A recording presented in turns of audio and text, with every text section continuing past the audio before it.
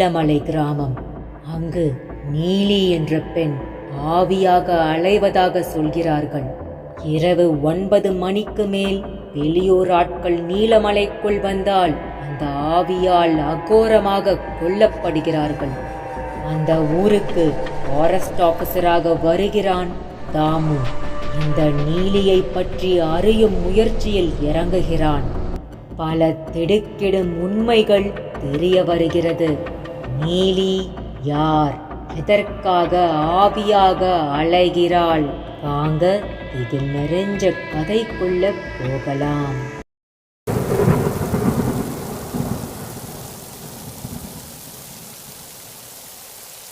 அத்தியாயம் 1. பிரபு காஞ்சிபுரத்திற்குள் நுழையும் போது இரவு மணி 7 ஆகியிருந்தது. காரை ஓட்டியவன் மிகவும் பதட்டமாக இருந்தான். அருகிலிருந்த அவனது மனைவி சீதாவின் முகத்திலும் அதே பதட்டம், அப்படியே கோபமும் கொப்பளித்தது. காஞ்சிபுரம் காஞ்சிமடம் அருகே பெய்து கொண்டிருக்கும் கனமழையால் சாலையோரம் இருந்த புங்கை மரம் ஒன்று வேரோடு சாய்ந்து விட்டது. அதை அகற்றும் பணியில் மாநகராட்சி பணியாளர்கள் ஈடுபட்டிருந்ததால் சாலையில் எறும்புகள் போல சாறை சாறையாக வாகனங்கள் அணிவகுத்து நின்றன. சீதா தனது வாட்சை பார்த்தாள். "ஓ மை காட், மணி 7:20. இன்னைக்கு 9 மணிக்குள்ள நான் ஊரு போய் சேர்ந்த மாதிரிதான்." தனக்குத்தானே பேசிக்கொண்டிருப்பவளை பார்த்த பிரபு, "சாரி சீதா, எல்லாம் என்னால தான்" என்றான். "இங்க பாருங்க, என்கிட்ட எதுவும் பேசாதீங்க. என் அம்மாவுக்கு உடம்பு முடியல, பார்க்க போனோம். 2 நாள் லீவ் போடுங்கன்னு உங்ககிட்ட 2 நாளைக்கு முன்னாடியே சொல்லிட்டேன். பூம்பும் மாடு மாதிரி நல்லா தலைய மட்டும் ஆட்டினீங்க. இப்ப என்ன ஆச்சுன்னு பாருங்க." கணவனிடம் வானொலியில் விழுந்த கடுகாட்டம் வெடிக்க ஆரம்பித்தாள். "சீதா, நான் லீவு போட்டேன் தானே. என் கெட்ட நேரம், என்னை ஆஃபீஸில் திடீர்னு ஆடிட்டிங் சம்மந்தமாக வர சொல்லிட்டாங்க. போயிட்டு வரதுக்கு கொஞ்சம் லேட் ஆயிடுச்சு. இருந்தாலும் நம்ம 3 மணிக்கு திருக்கழுக்குன்றத்திலிருந்து கிளம்பிட்டோமே. அரை வழியில் காரு பங்க்சர் ஆயிடுச்சு. அதுக்கு நான் என்ன பண்ண முடியும்? முதல்ல இந்த டப்பாக்காரை மாத்துங்கன்னு சொன்னா கேட்டா தானே? எங்க ஊரை பத்தி உங்களுக்கு நல்லாவே தெரியும்ல. எனக்கு என்னவோ 9 மணிக்குள்ள போய் சேருவோன்னு நம்பிக்கையே இல்லை. இங்க பாரு, இப்போ ஒன்றும் கெட்டு போகல. ஒன்று நம்ம வீட்டுக்கே திரும்பி போகலாம், இல்லை காஞ்சிபுரத்தில் ஏதாவது லாட்ஜ் எடுத்து தங்கிட்டு விடிய கால கிளம்பி உன் ஊருக்குள்ள போகலாம்." தன் கணவனை முறைத்தாள் சீதா. அதுக்குள்ள எங்க அம்மாவுக்கு ஏதாவது ஆச்சுன்னா? ஏண்டி இப்படி அடம் பிடிக்கிற? முதல்ல ஊராடி அது. பேய் பிசாசெல்லாம் வச்சிருக்கிற ஊரு. சொன்னா கேளு சீதா. 9 மணி ஆனாலே ஊர் எல்லையிலேயே கேட்டை போட்டு வழிமறிச்சு நிறுத்திடுவாங்க. அதுக்கப்புறம் காலையில 4 மணிக்கு தானடி கேட்டையே திறந்து உள்ள விடுவாங்க. அது வரைக்கும் என்ன பண்ண சொல்றடி? ஊரை சுத்தி இருக்கிற மலையையும் காடையையும் ராத்திரி ஆனா ஆந்தையும் கோட்டானும் கத்துறத கேட்டாலே ஈரக்குலையெல்லாம் நடுங்குதுடி. அதுக்கு மேல நீங்க எல்லாம் சொல்ற அந்த நீலி கதை வேற. சொல்லும் போதே பிரபுவுக்கு பயமாகத்தான் இருந்தது. அதான் தெரியுதுல, இவ்ளோ பயம் இருக்கிற மனுஷன் கொஞ்சம் சீக்கிரமாத்தான் கிளம்பி இருக்கணும். சீதா, எனக்கு என்னமோ நடக்கிறதெல்லாம் பார்த்தாலே அபசகுணமா தெரியுதுடி. பேசாம திரும்பி போயிடலாம். சரியான பயந்தாங்கொள்ளிங்க நீங்க. அதான் அந்த ஊர்க்காரி நானே உங்க கூட வர்றேன்ல. அடியே, எப்பவே உனக்கு கல்யாணமாகி புருஷன் வீட்டுக்கு வாழ வந்துட்டியோ, நீ அப்பவே அசலூர்காரி ஆயிட்டடி. ஊரு பேரை பாரு, நீலமலை. கேட்டாலே நடுங்குது. ஏங்க, நீங்க சொன்னதுக்கு அப்புறம் தான் எனக்கு ஞாபகமே வருது. இப்படித்தான் எங்க ஊர்க்கார பொண்ணு ஒருத்தி கல்யாணம் பண்ணி புருஷன் வீட்டுக்கு போனதுக்கு அப்புறம் நடுராத்திரி புருஷனோட ஊருக்குள்ள வந்திருக்கா. காலையில பார்த்தா புருஷனு பொண்டாட்டியும் இறந்து கிடக்காங்க. பாத்தியா, நல்ல வேலை உன்னை நான் காப்பாத்திருக்கேன். சரி, நீ வேலூர்ல இருக்கிற அந்த நீலமலையிலேயே பிறந்து வளர்ந்தவ தானடி. எப்பயாவது அந்த நீலி பேய பார்த்திருக்கியா? நான் பார்த்தது கிடையாதுங்க, எல்லாம் கேள்விப்பட்டதுதான். முதல்ல ராத்திரி யாரும் வீட்டை விட்டு வெளியிலேயே சுத்த மாட்டோம். சரி, இந்த மாதிரி மலைக்கு பக்கத்துல இருக்கிற ஊர்ல எல்லாம் காவல் தெய்வம்னு ஒன்று இருக்குமே, உங்க ஊர்ல அது கிடையாது? ஓ, இருக்கே. நீலியம்மன் தான் எங்க காவல் தெய்வம். ஏன் சீதா, ஒருவேளை ஊரையும் மக்களையும் காக்கிற அந்த நீலியம்மன் தான் புதுசா ஊருக்குள்ள யாரை விடாம கொல்லுதோ? எங்க ஊரை பத்தி நல்லா தெரிஞ்சும் சும்மா என்ன வம்பெழுக்கிறது. நான் சொன்ன நீலி ஒரு பேயி. இந்த ஊர்லயே பிறந்து வளர்ந்து செத்தவ, புரியுதா? தெரியுதுடி. ஆனாலும் இந்த மாதிரி விஷயத்தெல்லாம் காதால மட்டுமே கேட்கறேனா, அதனால தான் முழுசா நம்பிக்கை வர மாட்டேங்குதுடி. வேணும்னா ஒன்று பண்ணுங்க. இன்னைக்கு நடுராத்திரி நீங்க மட்டும் ஊருக்குள்ள தனியா போய் பாருங்க, அப்ப தெரியும். அப்போது மூடப்பட்ட காரின் கண்ணாடி கதவு தடதடவென தட்டும் சத்தம் கேட்டது. சட்டென அதிர்ந்த பிரபு பயத்தில் உறைந்து போய் சீதாவை பார்த்தான். இவ்வளவு பயத்தை வச்சுக்கிட்டு என்னமோ தைரியசாலி மாதிரி பேசுறது. திரும்பி பாருங்க, போலீஸ் நிக்கிறாங்க. திரும்பியவன் கண்ணாடி கதவை இறக்கி விட்டான். சார், வண்டியை மூவ் பண்ணுங்க சார், மரத்தை அப்புறப்படுத்தியாச்சு. ஒரு கணம் அதிர்ச்சியிலிருந்து மீண்ட பிரபு மணியை பார்த்தான். மணி 8. காரை உயிர்ப்பித்து கிளப்பினான். சீதாவோ மனதிற்குள் காயத்ரி மந்திரத்தை உச்சரிக்க ஆரம்பித்தாள். அத்தியாயம் 2. இரவு மணி 9:15. வேலூர் அலமேலுமங்காபுரம் கிராமத்திலிருந்து சுரேஷும் நந்தினியும் ஊரை விட்டு ஓடி வந்து கொண்டிருந்தார்கள். அவர்கள் இருவரது முகத்திலும் மரண பீதி இருந்தது. அங்கு ஊருக்குள் அவர்கள் இருவரையும் சந்து பொந்து விடாமல் நண்பர்களுடன் ஆட்டோவில் தேடிக்கொண்டிருந்தான் மோகன். அவனது முகத்திலும் அவனது நண்பர்களது முகத்திலும் கொலை வெறி குடி புகுந்திருந்தது. ஓடி வந்த இருவரும் மெயின் ரோட்டுக்கு வந்தார்கள். வந்தவர்கள் செல்லும் ஆட்டோ கார்களை நிறுத்த சொல்லி கை காட்டிக் கொண்டிருந்தார்கள். வாகனங்கள் எதுவுமே நிற்கவில்லை. வேலூரை நோக்கி வந்த பிரபு தன் காரை நிறுத்தினான். இங்க பாருங்க, இப்ப எதுக்காக காரை நிப்பாட்டுறீங்க? அவங்களுக்கு லிஃப்ட் கொடுக்க போறீங்களா? ஆமாண்டி, கரெக்டா கண்டுபிடிச்சிட்ட. பாவம், அவங்க முகத்தை பாரு, மரண பயம் தெரியுது. லவ்வர்ஸா இருப்பாங்கடி. உங்களுக்கு கொஞ்சமாவது அறிவு இருக்கான்னு கேட்குறேன். நாம் இப்போ எந்த ஊருக்கு போகிறோன்னு தெரியும்ல. ஏற்கனவே லேட் ஆயிட்டு இருக்கு. இதில் இந்த உதவியெல்லாம் தேவையா? புரியுது சீதா. போகிற வழியில் பஸ் ஸ்டாண்ட் இருக்கு. அவங்கள அங்கே இறக்கி விட்டுட்டு நாம் போயிட்டே இருக்கலாம். பிரபு அவர்களை காருக்குள் ஏற சொன்னான்.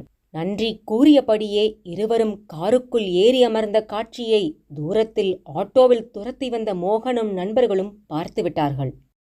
உள்ளே காருக்குள் பிரபு பேச்சு கொடுக்க ஆரம்பித்தான். என்ன, 2 பேரும் லவ்வர்ஸா? ஆமா சார். கையில பேகு வேற. சரி, ஊரை விட்டு எங்க போக போறீங்க? தெரியல சார், கொஞ்சம் வேகமா போங்களேன், ஆட்டோல எங்களை துரத்திட்டு வராங்க. பயத்தில் அவசரப்படுத்தினான் சுரேஷ். சரி, உங்களை யார் துரத்திட்டு வர்றது? அந்த கேள்விக்கு சுரேஷ் மௌனமானான். ஓகே, நான் உங்களை பஸ் ஸ்டாண்டில் இறக்கி விட்டுடுறேன். நீங்கள் உங்கள் வழியை பார்த்துட்டு போகலாம். சார், வேண்டாம் சார். இவனுங்க ஆட்டோவில் துரத்திட்டு வர வேகத்தை பார்த்தா எங்களை கொலை பண்ணிடுவாங்க சார். தயவு செஞ்சு நீங்கள் எங்கே போகிறீங்களோ அங்கேயே கூட்டிகிட்டு போயிடுங்க சார். உங்களுக்கு புண்ணியமாக போகும். கை கூப்பியபடியே கெஞ்சினான் சுரேஷ். மிஸ்டர், நாங்கள் போகிற இடம் தெரிஞ்சா நீங்கள் வரமாட்டீங்க. உதவி செஞ்சா ஏன் உபத்திரம் பண்றீங்க? நாளைக்கு போலீஸ் கேஸு விசாரணைன்னு யாரு அலையிறது என்று சீதா கோபமாக கத்தினாள். தன் மனைவியை கையமர்த்தி சாந்தப்படுத்தினான் பிரபு. வலது பக்க காரின் கண்ணாடியில் பார்த்தான். 2 ஆட்டோக்களில் சிலர் காரை நிறுத்த சொல்லி கத்தியபடி வந்து கொண்டிருந்தார்கள். அக்கா அக்கா, ப்ளீஸ்கா, உங்க கூட பிறந்தவங்கள நினைச்சு இந்த உதவி மட்டும் செய்யுங்கக்கா என்று பதறினாள் நந்தினி. சீதா, பாவமா இருக்குடி. இவங்க 2 பேரோட உயிருக்கும் ஆபத்து. தெரிஞ்சோ தெரியாமலோ நம்மளை நம்பி வந்துட்டாங்க. உதவி செய்வோமே, பிரச்சனை வந்தா பார்த்துக்கலாம். என்னங்க சொல்றீங்க? நீங்க தேவையில்லாம வம்ப விலை கொடுத்து வாங்குறீங்க. மனைவியின் பேச்சை கேட்காத பிரபு வண்டியின் வேகத்தை கூட்டினான். தூரத்தில் அமிர்தி வனச்சரகம் 20 கிலோமீட்டர் என்ற வாசகம் தாங்கிய எல்லை போர்டு அவர்களை வரவேற்றது. பின்னாடி மோகனும் வேகமாக காரை துரத்தியபடி ஆட்டோவில் வந்து கொண்டிருந்தான். சார், நீங்க எந்த ஊருக்கு போறீங்க? சுரேஷ் கேட்டான். அமிர்தியில இருக்கிற நீலமலை கிராமத்துக்கு. ஊர் பேரை கேட்டதுமே நந்தினி அதிர்ச்சியானாள். ஐயோ, அந்த ஊருக்கு ராத்திரி 9 மணிக்கு மேல போகக்கூடாதுன்னு சொல்லுவாங்களே. சுரேஷ், நம்ம வசமா மாட்டிக்கிட்டோம். பேய்கிட்ட தப்பிச்சு பிசாசிக்கிட்ட மாட்டிக்கிறதா சொல்லுவாங்களே, அதுதான் நம்ம நிலைமை. நந்தினி, நீ என்ன சொல்ற? தன் ஊரை பற்றி சுருக்கமாக சொன்னாள் சீதா. அதை கேட்டதும் சுரேஷ் சிரித்தான். பார்த்தா படிச்சவங்களா இருக்கீங்க. இந்த காலத்துல போய் பேய் பிசாசு கதையை நம்பிட்டா இருக்கீங்க? இப்போது பிரபு சிரித்தபடி சொன்னான். ப்ரோ, நீங்க என்ன மாதிரியே யோசிக்கிறீங்க. அதோ நீலமலையும் வந்துருச்சு. சுரேஷ் சுற்றிலும் கவனிக்க ஆரம்பித்தான். அது ஒற்றையடி பாதை என்பதால் கார் மெதுவாக சென்றது. மணி இரவு 11 காட்டியது. செல்லும் காட்டுப்பகுதி நிசப்தமாக இருந்தது. ஆங்காங்கே ஆந்தைகளின் அலறல் சத்தமும் நரி ஊளையிடும் சப்தமும் கேட்டது. காட்டு மல்லிச்செடியின் மனம் காற்றில் மிதந்து வந்து கொண்டிருந்தது. செடிக்கொடிகளின் அசைவுகள் கூட டிஜிட்டல் இசையைப் போல துல்லியமாக கேட்டது. தூரத்தில் அருகருகே 2 மலைகள் ஒன்றோடு ஒன்று இணைந்திருந்தது. பார்ப்பதற்கு 2 காட்டு யானைகள் தும்பிக்கைகளை இணைத்து இருந்ததைப் போல தெரிந்தது. 2 மலைகளுக்கும் இடையே நீர்வீழ்ச்சி ஒன்று வெள்ளை வெளேரென்று விழுந்து கொண்டிருந்தது. தூறிக்கொண்டிருந்த மழையும் வேகமெடுத்து கனமழையாக கொட்ட ஆரம்பித்தது. இடையிடையே வானில் இடித்த இடி ஏதோ வரும் பேராபத்தை அறிவிக்கும் வகையில் அபாய சங்கு ஊதியது. மின்னல்களின் வெளிச்சத்தில் மழையைக் கண்ட சுரேஷ் சற்று பயந்துதான் போனான். கார் இப்போது அமிர்தி காட்டுப்பகுதியில் செக்போஸ்ட் கேட் முன்பு தடுத்து நிறுத்தப்பட்டது. அங்கு இருக்கும் அந்த செக்போஸ்டின் ஆஃபீஸ்க்குள்ளே இருந்தார் வாட்சர் கந்தசாமி. கந்தசாமிக்கு எப்படியும் வயது 55 இருக்கும். 25 ஆண்டுகளுக்கு மேலாக இந்த வனப்பகுதியில் பணிபுரிகிறார். குற்றமே நடைபெறாத வனப்பகுதி என்பதால் இவருக்கு பணி அதிகமில்லை. அதனால் இதுவரை பணியில் ப்ரமோஷனும் கிடைக்கவில்லை. அதை பற்றி இவரும் கவலைப்படுவதில்லை. இவருக்கு மேலே உயர் அதிகாரிகளாக வரும் வனக்காப்பாளர்களும் பணியில் நீடிப்பதில்லை. காரணம் பயம் அல்லது தனிமையில் வரும் மன உளைச்சல். அதனாலேயே பணியை விட்டு சென்று விடுவார்கள். ரேஞ்சர், ஃபாரஸ்டர் எல்லோரும் பெரும்பாலும் காட்டில் தீ என்றாலோ கொலை என்றால் மட்டுமே வருவார்கள். கந்தசாமி இங்கே வாட்சர் மட்டுமல்ல, டிரைவர், ஆஃபீஸர் என அனைத்து பொறுப்பாளரும் இவரே. கானமலை நீலமலை மக்களுடன் நெருங்கி பழகுபவர். அதனால் அனைவரையும் நன்கறிந்தவர். அலுவலகம் கொடுத்த இல்லத்திலேயே தங்கியிருப்பார். கல்யாணமும் செய்து கொள்ளவில்லை. கொடையை பிடித்தபடி பிரபுவின் காரின் முன் வந்தார். ஏமா சீதா, ஊருக்குள்ள வர்ற நேரமாமா இது? இந்த மலையில வந்ததுக்கு காலையில வந்திருக்கலாமேமா என்று கந்தசாமி கடிந்து கொண்டார். சீதா நடந்தவற்றை சுருக்கமாக கூறினாள். ஓ, சரி சரி, வண்டியிலேயே இருங்க. காலையில 4 மணிக்கு ஊருக்குள்ள போலாம். சரி, யார் இந்த 2 பேரு? புதுசா இருக்காங்க. அவர்களை பற்றியும் சீதா சொன்னாள். என்ன சார் நீங்க தேவையில்லாத வேலை பண்ணியிருக்கீங்க. இப்ப இவங்கள தேடி அவங்க ஊர்க்காரங்க வந்தா என்ன பண்றது? கந்தசாமி கோபத்துடன் கேட்டான்.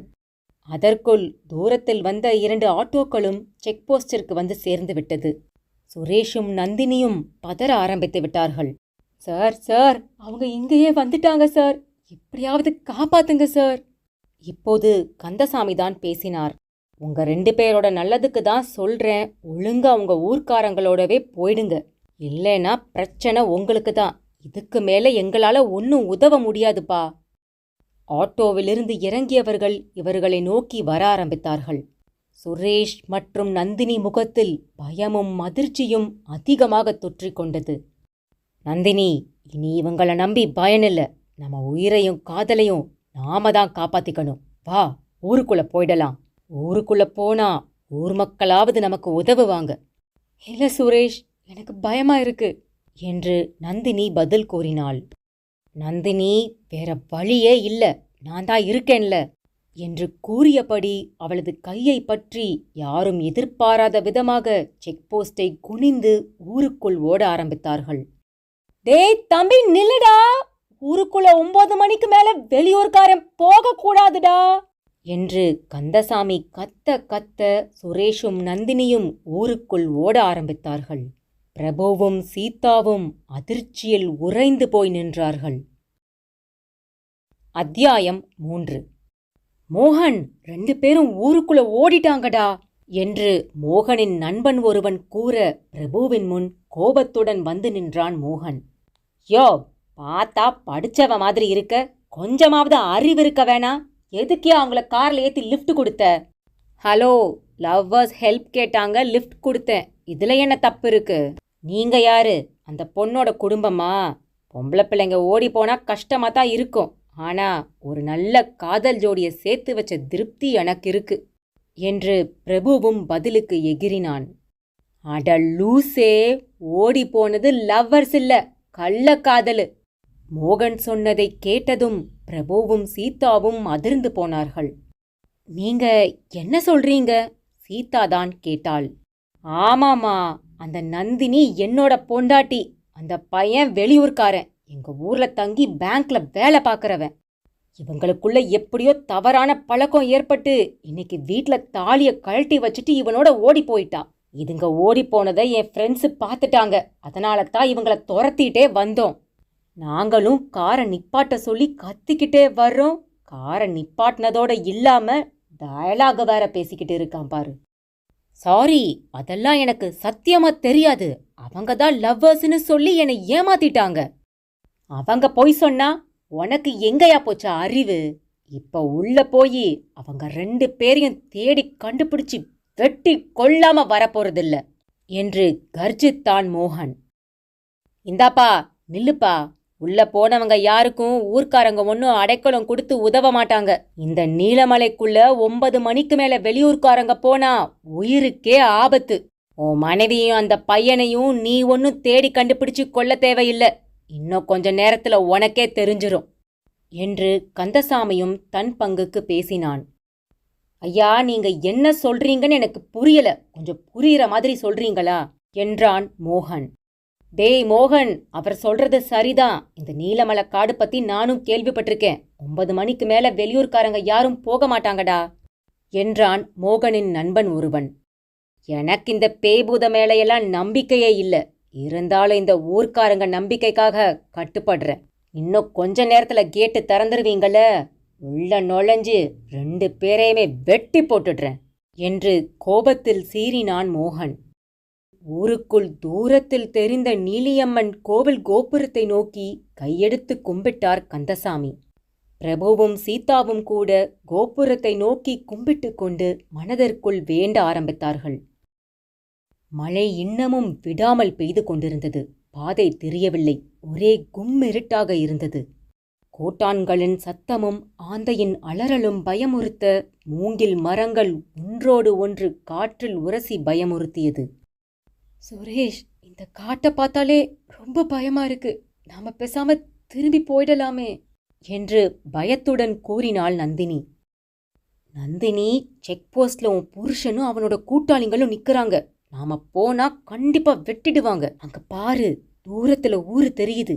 எல்லார் வீட்டு வாசலையும் தீபங்களும் தீப்பந்தங்களும் எரியுது.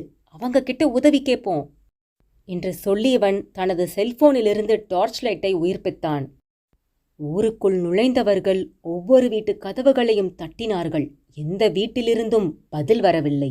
1 மணி நேரம் முயற்சி செய்தார்கள். எந்த பலனும் இல்லை. நந்தினி, இனி இந்த ஊர்க்காரங்களை நம்பியும் பிரயோஜனமில்ல. இந்த ஊரை விட்டு வெளியேறதுக்கு வேற ஏதாவது வழி இருக்கான்னு பார்க்கணும். இல்ல சுரேஷ், ஓடி வந்ததுல ரொம்ப டயர்டா வேற இருக்குது. மழை வேற கொட்டுது. வர்ற வழியில நீலியம்மன் கோவில் பார்த்தோம்ல, அங்க போய் கொஞ்ச நேரம் ரெஸ்ட் எடுப்போம். அதுக்கப்புறம் என்ன செய்யலான்னு யோசிக்கலாம் சுரேஷ் என்று நந்தினி கூறவும் சுரேஷும் சரி என்று ஆமோதித்தான். அவன் முன்னால் நடக்க நந்தினி பின்னால் நடந்தாள். சில அடிகள்தான் நடந்திருப்பார்கள். மழைக்காற்றில் மல்லிகை மணமும் கூடவே தாழம்பூ மணமும் தவழ்ந்து வந்தது. சுரேஷ் பின்னால் திரும்பி பார்த்தான். நந்தினியை காணவில்லை. பயத்தில் இதயத் துடிப்பு அதிகமாக ஆரம்பித்தது. செல்போனை எடுத்து டார்ச் அடித்து பார்த்தான். தூரத்தில் ஒரு பாறையில் அமர்ந்தவாறு தாங்கள் கொண்டு வந்த பேக்கில் உள்ள பொருட்களை களைந்து கொண்டிருந்தாள் நந்தினி. ஏய் நந்தினி, இந்த மழையில இருட்டுல பேக்ல என்ன தேடிட்டு இருக்க? அவள் திரும்பாமல் தனது வேலையிலேயே பரபரப்பாக இருந்தாள். அவள் அருகே சென்று நந்தினி என்று அவள் தோளை பற்றி உலுக்கினான். சட்டென திரும்பியவளின் முகத்தை பார்த்ததும் சுரேஷின் மூச்சு நின்றே போய்விட்டது. நந்தினியின் முகத்தில் கண்களுக்கு பதிலாக வெண்திரை மட்டுமே இருந்தது. கூந்தலோ கருநாகம் போல படமெடுத்தபடி காற்றில் ஆடிக்கொண்டிருந்தது. பார்க்கவே உக்கிரத்துடன் காட்சியளித்தாள் நந்தினி. நான் நந்தினி இல்லடா, நீலிமலை நீலி. என் இடத்துல வெளியூர்காரனுக்கு என்னடா வேலை? அந்த அதிபயங்கர உருவத்தை பார்த்த மறுகணமே பயத்தில் நெஞ்சை பிடித்தான் சுரேஷ். அடுத்த நொடி இரத்தவாந்தி எடுத்தபடியே தரையில் சரிந்தான். ஏண்டி, என் உசுறு போகும்போது மட்டும் வேடிக்கை பார்த்த இந்த நீலி ஆத்தா நீ சாகும்போது மட்டும் உன்னை வந்து காப்பாத்துவாளா? நீயும் என் திருட்டு போன பொருளையும் கொண்டு வரலடி, அதனால நீயும் எனக்கு தேவையில்லை என்று தனக்குத்தானே பேசியபடியே மலை உச்சியை நோக்கி ஓடினாள். அகோரமாக சிரித்து கொண்டே ஓடினாள். அந்த சத்தம் அந்த ஊரையும் நீலமலை காட்டையும் உலுக்குவது போல் இருந்தது. மலை உச்சியிலிருந்து பெருக்கெடுக்கும் நீர்வீழ்ச்சியின் முன்னே நின்று கீழே குதித்தாள். குதிக்கும் போதே நந்தினியின் உடலை விட்டு நீலியின் ஆத்மா வெளியேறி காற்றோடு காற்றாக கலந்துவிட்டது. நந்தினியின் அலறல் சத்தம் காட்டையும் தாண்டி கேட்டது. செக்போஸ்ட் கேட் முன்னே நின்றவர்கள் அனைவருமே பேயறைந்தாற்போல் நின்றார்கள். என்ன தம்பி, அந்த நீலியோட அகோரமான சிரிப்பு சத்தம் கேட்டுச்சுல்ல, அதனால தான் உள்ள போக வேண்டாம்னு சொன்னேன். உங்க எல்லாரோடைய முட்டாள்தனத்தால அநியாயமா 2 உசுறு போயிடுச்சு. இந்த 2 மரணங்களுக்கும் நீங்க தான் பதில் சொல்லணும் என்று சொன்ன கந்தசாமி தன் போனை எடுத்து தன் உயரதிகாரிகளுக்கும் காவல்துறைக்கும் தகவல்களை தெரிவித்தார். ஆழ்ந்த உறக்கத்திலிருந்த அருள்ஜி சட்டென எழுந்து அமர்ந்தார். மணியை பார்த்தார். மணி 1:30. அருகிலிருந்த தண்ணீரை எடுத்து குடித்தார். ஏதோ சிந்தனையில் மூழ்கினார். அவர் காதிலும் நந்தினியின் அலறல் சத்தம் வந்து விழுந்தது. குறி சொல்லியும் ஜோதிடருமான அருள்ஜி சுவாமி கதவை திறந்து வாசலில் ஏற்றி வைத்திருந்த தீப்பந்தத்தை கையில் எடுத்தபடி நடந்தார். அருள்ஜியின் பூர்வீகமே இந்த நீலமலைதான். திருவிழாவில் அம்மன் அருள் வந்து குறி சொல்வார். ஜோதிடத்திலும் வல்லவர், நாட்டு வைத்தியரும் கூட. கிராமத்தில் எந்த நல்ல விஷயம் நடந்தாலும் முன்னே நிற்பவர். நீலியிடமிருந்து இந்த காட்டை காக்க வேண்டும் என்று பேராவல் கொண்டவர். வேகமாக வந்தவர் சுரேஷின் சடலத்தை கண்டு அதிர்ச்சியானார். கண்களில் பயம், வெறித்த பார்வை. இறந்தவங்க எல்லாருமே ஒரே மாதிரி பய உணர்வுல தான் இறந்திருக்காங்க. நீலியோட தேடல் இன்னும் தொடருது. ஆனா எதை தேடுதுன்னு புரியலையே. ஒரு பெண்ணோட அலறல் சத்தமும் கேட்டுச்சே என்று தனக்குள் பேசியவர் அருவியிலிருந்து தண்ணீர் கீழே விழுந்தோடும் இடத்தை நோக்கி நடந்தார். அங்கேயும் அதே பய உணர்வோடும் வெறித்த பார்வையோடும் பாறையில் மோதி ரத்தம் வழிந்த நிலையில் இறந்து கிடந்தாள் நந்தினி. ஐயோ, சின்ன வயசு பொண்ணா இருக்காளே. அடியே நீலி, உனக்கு என்னதான் வேணும்? உன் கோர பசிக்கு இன்னும் எத்தனை பேர் உசிர காவு வாங்க போற? தலையில் அடித்து கொண்டவர் மனம் நொந்தபடி திரும்பி நடந்தார். அத்தியாயம் 4. திருப்பத்தூர் மாவட்டம், நவிரமலை வனச்சரகம். இரவு மணி 10. மலைக்காட்டில் தனது ரவுண்ட்ஸை முடித்துவிட்டு காட்டை ஒட்டியிருக்கும் வனத்துறை அலுவலர்கள் அறையில் படுக்க ஆயத்தமானான் தாமு என்கிற தாமோதரன்.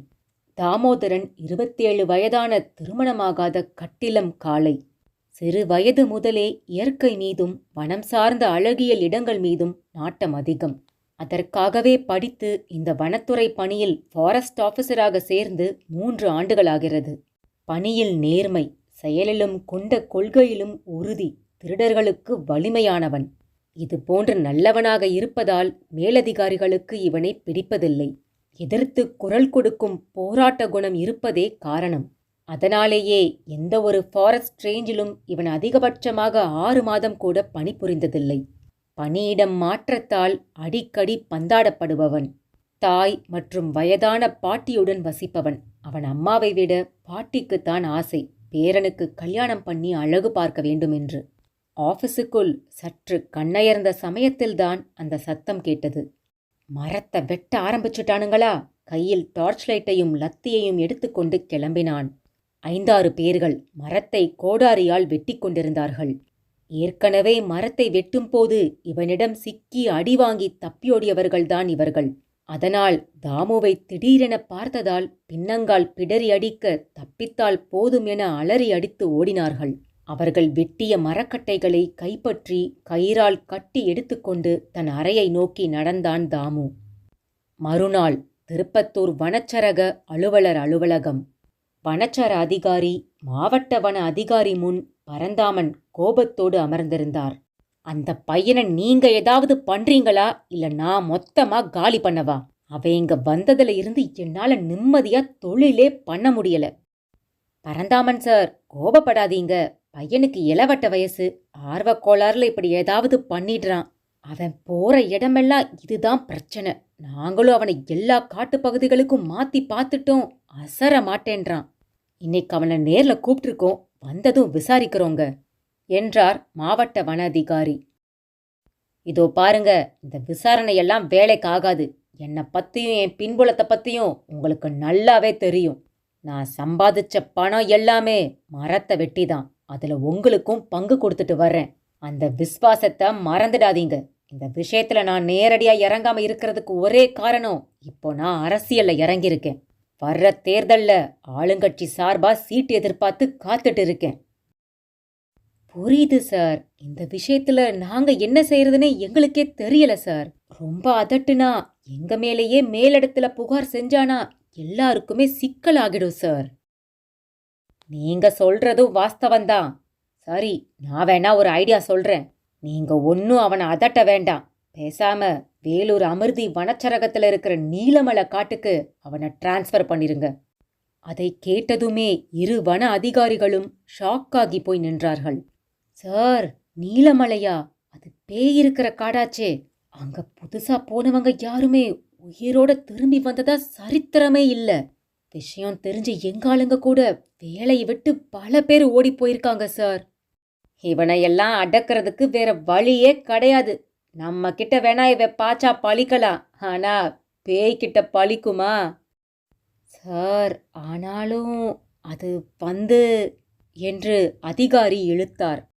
என்னையா, என்ன சொல்ல வரீங்க? அது வந்து சின்ன பையன் சார், இன்னும் கல்யாணம் வேற ஆகல. வீட்லயும் வயசானவங்க தான் இருக்காங்க. இப்படி இருக்கும்போது தெரிஞ்சே ஒரு பாவத்தை செய்யணுமான்னு யோசிக்கிறேன் சார்.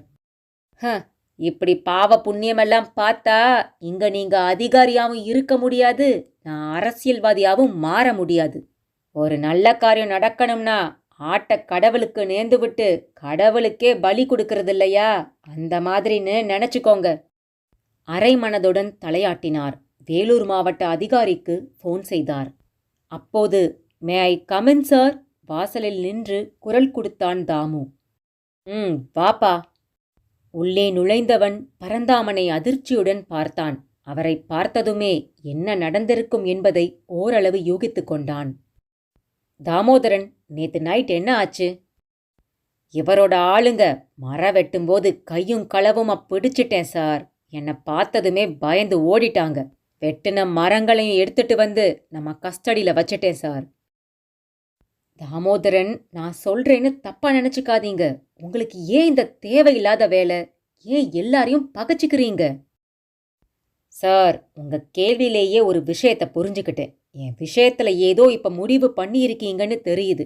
பரவாயில்ல சார், என்னால யாருக்குமே கைப்பாவையா இருக்க முடியாது. என்ன பேச்சு பேசுறீங்க தாமோதரன்? உங்க மேல வாட்சர், ஃபாரஸ்டர், ரேஞ்சர்னு எல்லாருமே புகார் சொல்றாங்க. என்ன சார் சொல்வாங்க?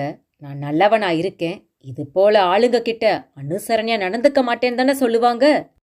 இப்போது அந்த வன அதிகாரி குற்ற உணர்வில் தலை கவிழ்ந்தார். சார், நான் படிச்சுட்டு ஏதோ அரசு வேலை கிடைச்சா போதும்னு ஒன்னும் இந்த வேலைக்கு வரல சார். இயற்கையையும் வனவிலங்குகளையும் நேசிக்கிறேன். அதுங்களும் நம்மளை போலத்தான் சார். அதுங்க அது பாட்டுக்கு தான் இருக்கு. நாம தான் அதுங்களை தேடி போய் அழிக்கிறோம். எப்படியும் இது போல விஐபி ஆளுங்க பேச்ச கேட்டு என்னை பழிவாங்க டிரான்ஸ்ஃபர் ஆர்டர் ரெடி பண்ணி இருப்பீங்களே, இந்த முறை என்னை எங்க தூக்கி அடிச்சிருக்கீங்க சார்? அமிர்தி வனச்சரகம், நீலமலை காடு. ஓகே சார், நான் எப்ப போய் சார்ஜ் எடுத்துக்கணும்? நீலமலை என்றதும் தாமோதரன் முகத்தில் அதிர்ச்சியை காட்டாதது பரந்தாமனுக்கும் இரு அதிகாரிகளுக்கும் ஆச்சரியத்தை தந்தது. தம்பி, உனக்கு நேரம் நல்லா இருக்கு, அதனால தான் இங்கிருந்து முழுசா போற. நீலமலைக்கு போறியே, அது ஒரு பேய் காடுங்கிறது தெரியுமாப்பா? சார், உங்கள மாதிரி மனுஷங்களை விட கொடுமையானவங்க ஒன்னும் அந்த காட்டுக்குள்ள இருக்க மாட்டாங்க. பொட்டில் அடித்தாற்போல் கூறிவிட்டு அவரின் பதிலுக்கு காத்திராமல் நடந்தான் தாமு. அத்தியாயம் 5. வீட்டிற்குள் சோர்வாக நுழைந்தான் தாமு. அவனது கைகளில் அவனது உடைமைகள் பெட்டி படுக்கைகளாக இருந்தது. டேய் தாமு, வாடா. என்னடா பெட்டி படுக்க?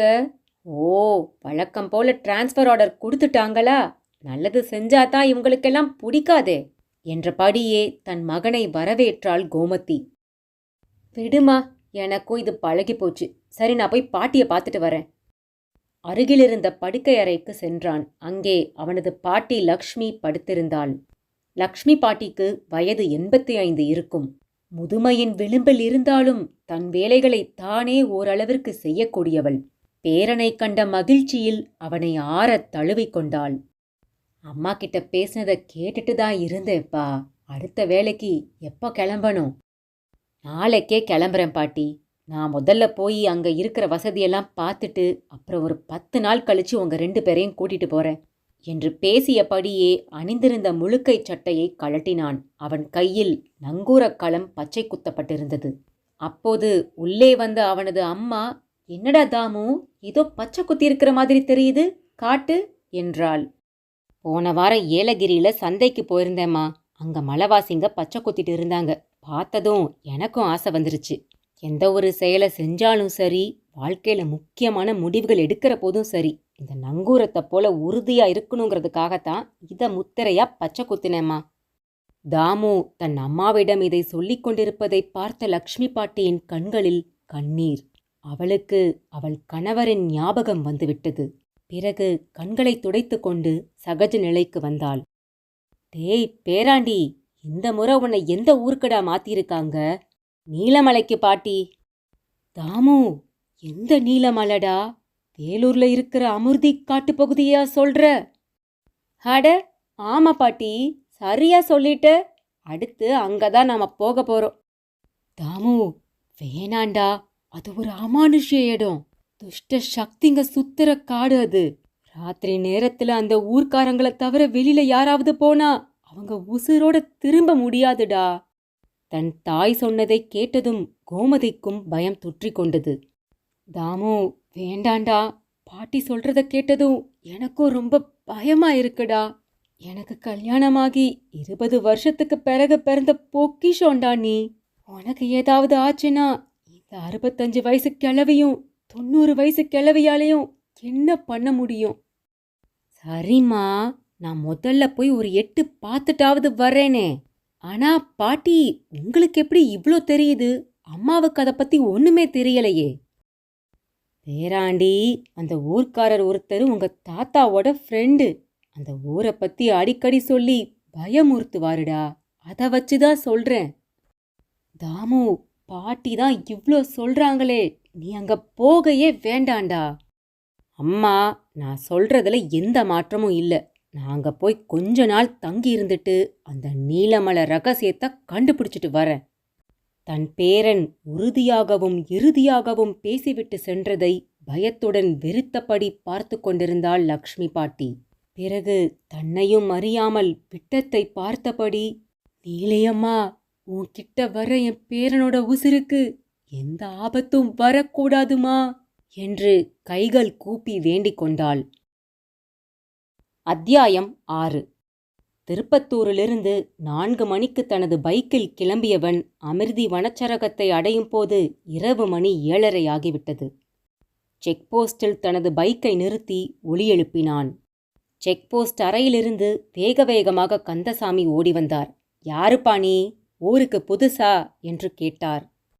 நீலமலைக்கு போகணும், கேட்டை ரிலீஸ் பண்ணு. நீ சொன்னதும் ரிலீஸ் பண்றதுக்கு இதென்ன தலைவர் படமா? உன்னை பார்த்தா இந்த ஊர்க்கார மாதிரியும் தெரியல. இந்த காட்டை பத்தி தெரியுமா உனக்கு? தெரிஞ்சுக்கணும்னு தானே வந்திருக்கேன். கேட்ட தரங்க, உள்ள போகணும். தம்பி, பார்த்தா இளவட்டமா கல்யாணமாகாத பையனாட்டம் தெரியுது. இந்த நேரத்துல ஊர்க்காரனா இருந்தா உள்ள அனுப்பிச்சிருப்பேன். நீ புது ஆளா இருக்கியே. புது ஆளுங்களுக்கு இருட்டின பிறகு இந்த ஊருக்குள்ள போறதுக்கு அனுமதி இல்லப்பா. நீ போயிட்டு விடிஞ்சதுக்கப்புறம் காலையில வா. இருட்டினதுக்கப்புறம் வெளியாளுங்களுக்கு அனுமதி கிடையாதுங்கிற ரூல்ஸை போட்டது யாரு? ஊர் மக்களும் எங்க வனத்துறையும் சேர்ந்து போட்ட ரூல்ஸ் தான் இது. இப்போ என்னங்கிற? புது ஆளா சுற்றுலா பயணியாத்தானே உள்ள போகக்கூடாது. உங்களுக்கு மேலதிகாரியா உள்ள போகலாம்ல? தாமு கூறியதை கேட்டதும் கந்தசாமி பரபரப்பானார். வாங்க சார். புதுசா ஒருத்தர் நாளைக்கு சார்ஜ் எடுக்க போறதா இன்னைக்கு சாயங்காலம் தான் சார் சொன்னாங்க. நீங்க இப்படி முன்கூட்டியே வருவீங்கன்னு எதிர்பார்க்கல சார். நான் நான் வாட்சர் கந்தசாமி சார் என்று கந்தசாமி தன்னை அறிமுகப்படுத்திக் கொள்ள, ஐ எம் தாமோதரன் என்று தாமுவும் தன்னை அறிமுகப்படுத்திக் கொண்டான். உங்களை பத்தி ஆஃபீஸ்ல பெருமையா சொல்லி அனுப்புனாங்க. இந்த காட்டுல பல வருஷமா தைரியமா நீங்க தான் இருக்கீங்களாமே. அப்படியெல்லாம் எதுவும் இல்லை சார். எனக்கு வேற பொழப்பும் தெரியாது, போக்கிடமும் வேற இல்லை, துணைக்கு கூட எந்த நாதியும் கிடையாது சார். சரிங்க, கேட்ட தரங்க. உள்ள எனக்காக ஒதுக்கப்பட்ட அலுவலர் விடுதி அறைக்கு நான் போகணும். சார் வேண்டாம், ஒரு அண்ணனா சொல்றேன். இந்த ஊருக்குள்ள நீங்க ராத்திரி போக வேண்டாம் சார்.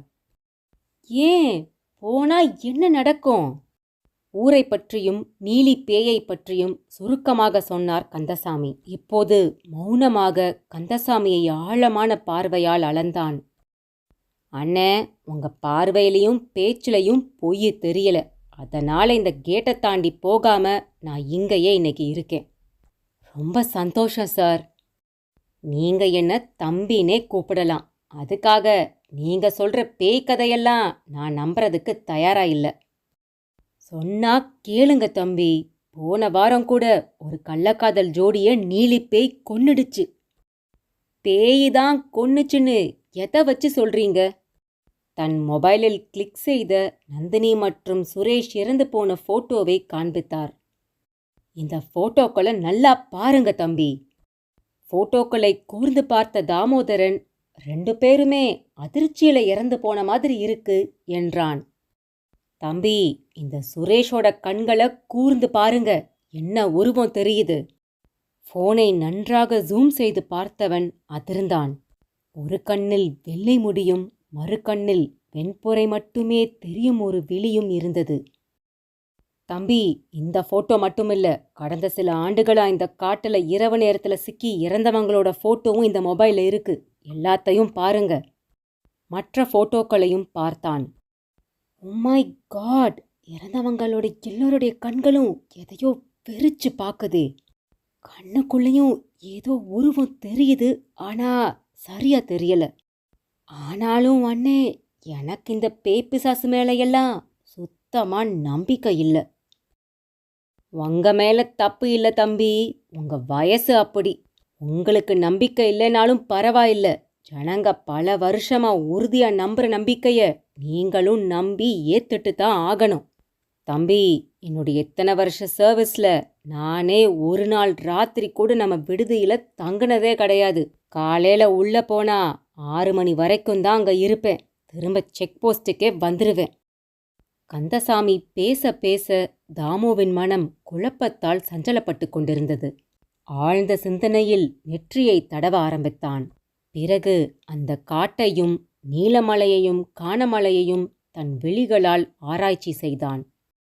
அந்த இரவின் கருமையும் காட்டின் நிசப்தமும் மலையிலிருந்து விழும் அருவியின் சப்தமும் மரண ஓலமாக அவன் காதுக்கு கேட்டது. என்ன தம்பி, பயம் வருதில்ல? நான் ஒன்றும் பயப்படல. இங்க இருந்து 500 அடியில கோவில் இருக்கு. அந்த அம்மன் தீய சக்தியை தண்டிச்சிருக்கலாம், அல்லது தீய சக்திய பூஜைகளோ ஹோமமோ வச்சு கட்டுப்படுத்தி இருக்கலாம். ஏன் செய்யல? தம்பி, நீலி பேயி கோவிலை தாண்டி இங்க வரைக்கும் வராது.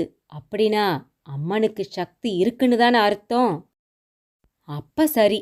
சரிண்ணே, இப்போ டைம் என்ன? மணி இப்போ 10:30 தம்பி. சரிண்ணே, ஒரு 12:30 மணி போல நாம 2 பேரும் அந்த அம்மன் கோவில் வர ஜாலியா வாக்கிங் போக போறோம். எதுக்கு தம்பி? நீங்க சொல்றத செக் பண்ணி பார்த்துடலாம். எனக்கு இப்போ பசிக்குதுன்னு. நல்ல ஆம்பூர் மட்டன் பிரியாணி கொண்டு வந்திருக்கேன், வாங்க சாப்பிடலாம் என்று சொன்னவன் தனது பைக்கில் இருந்த பேக்கிலிருந்து பிரியாணி பொட்டலத்தை எடுத்தான். அதை பிரித்ததும் காடு முழுவதும் பிரியாணி மனம் பரவத் தொடங்கியது. பயத்தில் நடுங்க ஆரம்பித்தார் கந்தசாமி. இப்போது அவரை சுற்றிலும் வித்தியாசமான ஓலங்களும் குரல்களும் கேட்பதாக உணர்ந்தார். அத்தியாயம் 7. கந்தசாமிக்கு தாமுவின் செயல்களை பார்த்ததும் பயத்தால் உடம்பெல்லாம் நடுங்க ஆரம்பித்தது. இவ என்ன சரியான ஏழரையா இருப்பான் போலருக்கே என்று மனதிற்குள் நினைத்து கொண்டார். சாப்பிட்டு முடித்தவன் தனது பேக்கிலிருந்து பாட்டிலை எடுத்து கைகளை கழுவினான். தம்பி, நீங்க வனத்துறையில பணிபுரிகிற ஆளு. பொதுவாவே காட்டு பகுதிகளில் இரவு நேரத்துல துஷ்ட சக்திகளோட நடமாட்டம் அதிகம் இருக்கும். அதனால யாருமே ராத்திரி வேளையில அசைவ உணவு சாப்பிட மாட்டாங்கன்னு உங்களுக்கு தெரியாது? அண்ணே, எல்லாம் தெரிஞ்சுதான் எடுத்துட்டு வந்திருக்கேன். இதோ சாப்பிட்டு முடிச்சு கைய கூட கழுவிட்டேனே, ஒரு துஷ்ட சக்தியும் காணோம். இப்போது பதில் பேச முடியாமல் மௌனமானார் கந்தசாமி. சரி, வாங்க போகலாம். எங்க தம்பி? அந்த கோவில் வரைக்கும் தான். சொன்னேனே, எப்பவுமே நான் சாப்பிட்டா வாக்கிங் போறது வழக்கம்னே. இன்னைக்கு துணைக்கு நீங்களும் வாங்க, அப்படியே ஜாலியா போயிட்டு வரலாம். தம்பி, இவ்வளோ நேரமா நான் உங்களுக்கு நீலமலையை பத்தி கதையா சொல்லிட்டு இருந்தேன். எல்லாமே நெஜம் தம்பி. போகக்கூடாதுன்னா ஏன் இப்படி அடம் பிடிக்கிறீங்க தம்பி? இருந்தாலும் ஒரு மனுஷனுக்கு இவ்வளவு அசட்டு துணிச்சல் இருக்கக்கூடாதுப்பா. அண்ணே, அன்பா கூப்பிட்டா வரமாட்டீங்க போலையே என்றவன் கந்தசாமியின் கரங்களை இறுக பற்றி அவரை கோவிலை நோக்கி வலுக்கட்டாயமாக அழைத்து சென்றான். தாமுவோடு நடக்க நடக்க அந்த குளிரிலும் அவரது உடல் வியர்வையால் நனைய ஆரம்பித்தது. இருவரும் கோவிலை அடைந்தார்கள். கோவில் மூடப்பட்டிருந்தது. கோவிலை ஒரு முறை சுற்றி வந்தான். பிறகு, அண்ணே, ஊருக்குள்ள போறதுக்கு இன்னும் எவ்வளவு தூரம் போகணும்? அதுக்கு இன்னும் 3/4 கிலோமீட்டர் போகணும் தம்பி. பயமா இருக்கு தம்பி, வாங்க திரும்பி போயிடலாம். அவர் பேசுவதை காதில் வாங்காமல் சுற்றும் முற்றும் பார்த்தான். அண்ணே, இந்த காட்டை பத்தி இவ்ளோ பில்டப் பண்றீங்களே, செக் போஸ்ட்ல இருந்து ஊரு வரைக்கும் ஒரு தெருவிளக்கையும் காணுமே. ஆனா ஊருக்குள்ள எல்லா வீடுகளுக்கு முன்னால மட்டும் பேய்க்கு பயந்து தீபமும் தீப்பந்தமும் மட்டும் ஏத்தி வச்சிருக்காங்க. எதுக்கு? தெருவிளக்கு போட சொல்லி யாருமே ஊர்ல நடவடிக்கை எடுக்கலப்பா. எல்லாரும் அவங்க வீட்டுக்கு முன்னால இப்படி தீப்பந்தத்தை ஏத்தி வச்சுக்கிறதுனால அதை பத்தியும் கண்டுக்கலப்பா. அது சரின்னு, இந்த தீப்பந்தங்கள்லாம் ஏத்தி வச்சா பேய் வராதா என்ன? நெருப்பு இருந்தா தீய சக்திகள் அண்டாதுங்கிறது ஒரு ஐதீகம்பா. சரி, அதை விடுங்க. இந்த நீலமலை வனப்பகுதியில நான் பார்த்த வரைக்கும் எங்கேயுமே சிசிடிவியே காணுமே. அதெல்லாம் இருக்குது தம்பி, ஆனா பழுதடைஞ்சு போயிருக்கு. மொத வேலையா அதையெல்லாம் சரி செஞ்சு இங்க எல்லாம் மாட்டி வைக்கணும்னு. ஊருக்குள்ள யாராவது எலக்ட்ரீஷியன் இருந்தா நாளைக்கு கூட்டிட்டு வாங்க. தம்பி, நிறைய சினிமா பார்ப்பீங்களோ? சிசிடிவியில பேய கண்காணிக்கலாம்னு நினைக்கிறீங்க. இல்லைன்னு, இந்த ஊர்க்காரங்களை முதல்ல கண்காணிக்கணும். அதுக்காக கேட்டேன். இந்த வனப்பகுதியில தான் எந்த ஒரு அசம்பாவிதமோ தவறோ நடக்கிறதில்லையேப்பா. அதனால தான் சிசிடிவி பத்தியும் நாங்களும் பெருசா கண்டுக்கல. அண்ணே, அப்படின்னா கொஞ்ச நேரத்துக்கு முன்ன இந்த காட்டுக்குள்ள இறந்து போனவங்களோட படங்களை காட்டினீங்களே, அந்த மரணம் அசம்பாவிதம் இல்ல? இந்த காட்டுக்குள்ள பேய் இருக்குதுன்னு நீங்க சொல்றீங்க. ஆனா ஒருவேளை இந்த காட்டுக்குள்ள ஏதாவது புதையலோ பொக்கிஷமோ இருக்கலாம். இப்படி இறந்தவங்கெல்லாம் கூட அந்த புதையலை தேடிதான் இங்க வந்திருக்கணும். அதை பாதுகாக்க நினைக்கிறவங்க தான் இவங்களையெல்லாம் கொலையும் பண்ணியிருக்கணும். தம்பி, நீங்க அளவுக்கு அதிகமா கற்பனை பண்ணிட்டு இருக்கீங்க. கிட்டத்தட்ட 50-60 வருஷமா இங்க நடக்கிற அமானுஷ்யத்தை பத்தி தெரிஞ்சிக்காம பேசிட்டு இருக்கீங்க.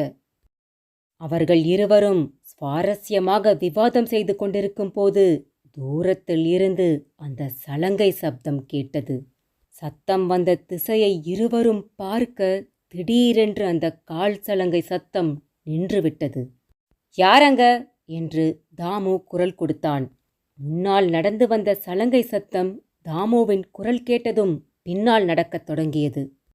இதுக்குத்தான் நான் வரமாட்டேன்னு அப்பவே சொன்னேன் தம்பி. சும்மா இருந்த நீலி பேய பேசி பேசியே வர வச்சிட்டீங்களே. இப்போ 2 பேரும் அநியாயமா சாக போறோம். இப்போது சலங்கை சத்தம் அவர்களை நோக்கி ஓடி வரும் போல கேட்டது. கந்தசாமி தலை தெறிக்க செக் போஸ்டை நோக்கி ஓடினார். சந்தேகத்துடன் சுற்றும் முற்றும் பார்த்த தாமு கண்ணு கெட்டிய தூரம் வரை யாரும் இல்லாததால் செக் போஸ்டை நோக்கி நடக்க ஆரம்பித்தான். மறுநாள் விடியற்காலை. தாமுவும் கந்தசாமியும் அருள்ஜியின் வீட்டிற்கு முன்னால் நின்று கொண்டிருந்தார்கள். கந்தசாமிக்கு குளிர்காய்ச்சலே வந்துவிட்டது. தன் உடலை போர்வையால் மூடியிருந்தார். அவர்களை பார்த்ததும், ஆமா, தம்பி ஊருக்கு புதுசா இருக்கீங்களே, யாருன்னு தெரிஞ்சுக்கலாமா என்று கேட்டார். புதுசா வந்திருக்கிற ஃபாரஸ்ட் ஆஃபீஸர், எனக்கு மேலதிகாரி என்றார் கந்தசாமி. பிறகு கந்தசாமியை பார்த்து, என்னாச்சு கந்தசாமி என்று கேட்டார். தாமு நடந்ததையெல்லாம் ஒன்று விடாமல் சொன்னான். அப்ப அவரோட இந்த நிலைக்கு நீதான் காரணமா? அவ்வளவு சொல்லியும் எதுக்கு தம்பி உள்ள வந்த? நாங்க ஒன்னும் ஊருக்குள்ள வரலையே சாமி. நீங்க வெளியூர்காரர்ல, அதனால இங்க இருக்கிற எங்களோட நம்பிக்கைகள் உங்களுக்கு காமெடியா தெரியுது. இங்க பேய் இருக்கு தம்பி. சாமி, நீங்க பார்த்திருக்கீங்களா? ஒரே ஒரு தடவை, அதுவும் 30 வருஷத்துக்கு முன்னாடி குறி சொல்லும் போது பேசியிருக்கேன். பேசியிருக்கீங்களா? பேயி என்ன சொல்லுச்சு? பேயோட உக்கரத்தை கட்டுப்படுத்தி இந்த ஊருக்குள்ள வர முடியாத அளவுக்கு மந்திர பூஜையெல்லாம் நடத்தணும். பலனில்ல. அது இந்த ஊருக்குள்ள தான் உசுரா நினைச்ச பொருளை தவற விட்டுடுச்சான். அது கிடைக்கிற வர இந்த ஊரை விட்டு நகர மாட்டேன், இந்த ஊர் மக்களையும் தொல்லை பண்ண மாட்டேன். ஆனா வெளியூர்வாசி யாரையும் ஊருக்குள்ள வரவிட மாட்டேன். அது சொந்த ஊர்க்காரங்க அசலூர்காரனா மாறி இங்க இருந்து போனாலும் அவங்களையும் விடமாட்டேன். நீங்களும் என்ன தொல்லை பண்ணாதீங்கன்னு அந்த ஆத்மா சொல்லிடுச்சு. வருஷா வருஷம் நடக்கிற நீலியம்மன் கோவில் திருவிழா நேரத்துல 3 நாள் மட்டும் ஊருக்குள்ள வரக்கூடாதுன்னு உத்தரவு வாங்கியிருக்கோம். அந்த ஆத்மாவும் இதுவரை சொன்ன சொல்ல மீறாததுனால நாங்களும் தொல்லை பண்ணல. சாமி, இது போல அவநம்பிக்கைகள் கிராமத்து பக்கம் நிறைய உண்டு. அதனால எனக்கு பெருசா ஷாக் எல்லாம் கிடையாது. ஆனா அந்த நீலி யாரு? அவங்க எதுக்காக ஆவியா அலையிறாங்க? அத சொல்லுங்க. அந்த விஷயத்த மட்டும் அந்த ஆத்மா கடைசி வரைக்கும் எங்ககிட்ட சொல்லல. அதை கேட்டதும் தாமு நக்கலாக சிரித்தான். அதை அருள்ஜியும் கவனித்தார். தம்பி, இதுக்கப்புறம் உன்கிட்ட நான் எதை சொன்னாலும் நீ நம்ப போறதில்லன்னு தெரியுது. ஆனா அந்த ஆத்மாவை நான் இன்னைக்கே உன்னை உணர வைக்கிறேன். அருள்ஜி சொன்னதை கேட்டதும் முகம் பிரகாசமானது தாமுவுக்கு. நிஜமாவா சொல்றீங்க சாமி? உங்க அலுவலர் விடுதியில தானே தங்க போற? இரவு எப்பவுமே அங்க தங்கிடாத. எப்பவும் செக் போஸ்ட்ல கந்தசாமி கூடயே தங்கிக்கோ.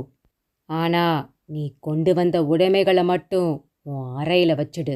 கதவு ஜன்னல் எல்லாம் நல்லா இழுத்து மூடி பூட்டு போட்டுடு. உன் அறைக்கு முன்னாலையும் தீபத்தையும் ஏத்த வேண்டாம். சாமி, அப்போ அப்படியெல்லாம் செஞ்சா நான் பேய பார்க்கலாமா? உன்னால பார்க்க முடியாது, ஆனா நாளைக்கே உணர முடியும். கண்டிப்பா செய்கிறேன் சாமி. நீங்க வச்ச பரீட்சையில ஜெயிச்சுட்டு வரேன். அதுக்கப்புறம் நீங்க வச்சிருக்கிற அவநம்பிக்கையெல்லாம் எவ்வளோ பெரிய தப்புங்கிறத நிரூபிக்கிறேன் என்று சவால் செய்துவிட்டு கிளம்பினான் தாமு. பிறகு கந்தசாமியிடம் வந்தார். குளிர்காய்ச்சலுக்கு நாட்டு மருந்துகளை கொடுத்தார். கந்தசாமி, இவன் ரொம்ப ஆர்வக்கோளாறான ஆளா இருக்கான். இன்னைக்கு ராத்திரி அவனை ஊருக்குள்ள விடாம பார்த்துக்கிறது உன் பொறுப்பு. சரிங்க சாமி. அருள்ஜி சொன்னபடியே தனது உடைமைகளை விடுதியில் வைத்துவிட்டு ஜன்னல்களையும் கதவுகளையும் பூட்டு போட்டு பூட்டிவிட்டு கந்தசாமியுடன் செக் போஸ்டுக்கு கிளம்பினான் தாமு. ஏனே, இந்த அலுவலர் விடுதியில நைட்டு யாருமே தங்குறதில்ல போல. தம்பி, முதல்ல இங்க வர்றவங்க யாரு வேலையில தாக்கு பிடிக்கிறா? இரவு முழுவதும் தாமுவுக்கு புரண்டு புரண்டு படுத்தும் தூக்கமே வரவில்லை.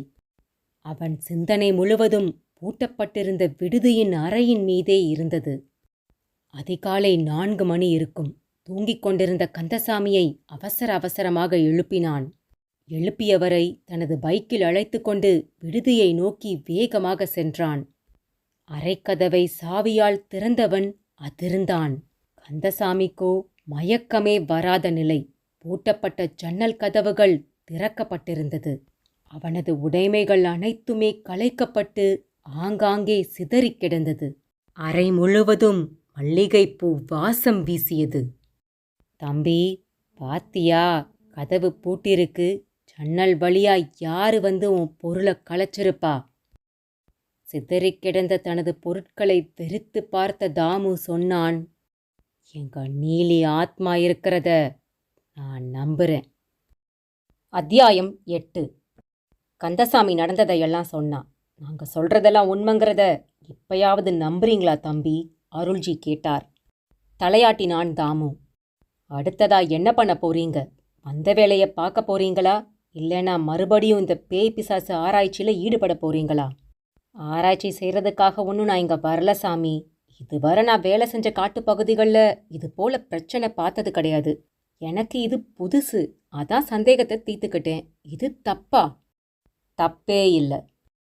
அப்புறமா கோவில் பகுதியில் சலங்க சத்தம் கேட்டுச்சு. அதில் எனக்கு சந்தேகம் இருக்கு. அதில் என்ன சந்தேகம் தம்பி? அருள்ஜி கேட்டார்.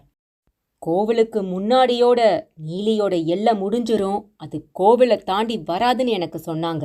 ஆனா எனக்கு கொலுசு சத்தம் கேட்டதே கோவில் பக்கத்துல இருந்துதான். ஆமா சாமி, நானும் கேட்டேன். அந்த பயத்துல தான் எனக்கு உடம்பு சரியில்லாம போச்சு என்றார் கந்தசாமி. எனக்கும் எப்பயாவது கேட்டிருக்குது. நான் இதுவரை அதை பெருசா நினைச்சது கிடையாது. கூடிய சீக்கிரமே கண்டுபிடிக்கலாம் என்றார் அருள்ஜி. நீங்க கண்டுபிடிக்கிறீங்களோ இல்லையோ, இன்னும் 5 நாள்ல நான் கண்டுபிடிக்கிறேன். கோவில், ஊர் எல்லை, அருவி பக்கம், இப்படி முக்கியமான 6-7 இடங்கள்ல நான் சிசிடிவி மாட்ட போறேன். எனக்கென்னமோ இந்த காட்டுல நீலியை தவிர வேற யாரோ நடமாடுறதாவும் தோணுது. அதை நான் கண்டுபிடிக்கிறதுக்கு எனக்கு இந்த சிசிடிவி தான் ஒரே சாய்ஸ். நீ புதுசா சந்தேகப்படுற தம்பி. ஆனா உன் ஆசையை நான் கெடுக்க விரும்பல. தாராளமா முயற்சி செய் என்றார் அருள்ஜி. கந்தசாமி அண்ணே, நீங்க ஏன் கூட வாங்க. முதல்ல போய் இந்த காட்டை எனக்கு நல்லா சுத்தி பார்க்கணும். சந்தேகப்படுற மாதிரி ஏதாவது விஷயங்கள் கண்ணுல சிக்குதான்னு பார்க்கணும். சரி தம்பி, வாங்க. நாம ஒரு ரவுண்டு முடிக்கிறதுக்குள்ள எலக்ட்ரீஷியனும் வந்துருவாரு. சாமி, நான் எடுக்கிற முயற்சிகள் எல்லாமே என் சந்தேகத்தை தீர்க்கறதுக்காகத்தான். என்னோட முயற்சிக்கு உங்களோட ஹெல்ப்பையும் எதிர்பார்க்குறேன். கண்டிப்பா தம்பி, என் உதவி எப்பவுமே உங்களுக்கு உண்டு. இருவரும் அந்த இடத்தை விட்டு நகரவும் அவன் போகும் திசையையே வைத்தக்கண் வாங்காமல் பார்த்து கொண்டிருந்தார் அருள்ஜி. கந்தசாமியும் தாமுவும் காட்டுப்பகுதிக்குள் குறிப்பிட்ட இடம் வரைதான் சென்றார்கள். அதற்குள் எலக்ட்ரீஷியன் ஃபோன் பண்ணவே திரும்பிவிட்டார்கள். தான் தேர்வு செய்து வைத்திருந்த 6 இடங்களிலும் சிசிடிவி கேமராக்களை பொருத்தினான். கேமராக்களை செக்போஸ்டில் இருந்த அலுவலர் அறை சிஸ்டத்தில் கனெக்ட் செய்து வேலையை முடிக்கும் போது இரவு மணி 7 ஆகிவிட்டது. அதன்பின் கந்தசாமி வாங்கி வந்த டிஃபனை இருவரும் சாப்பிட்டார்கள். தம்பி, மணி 8 கூட ஆகல.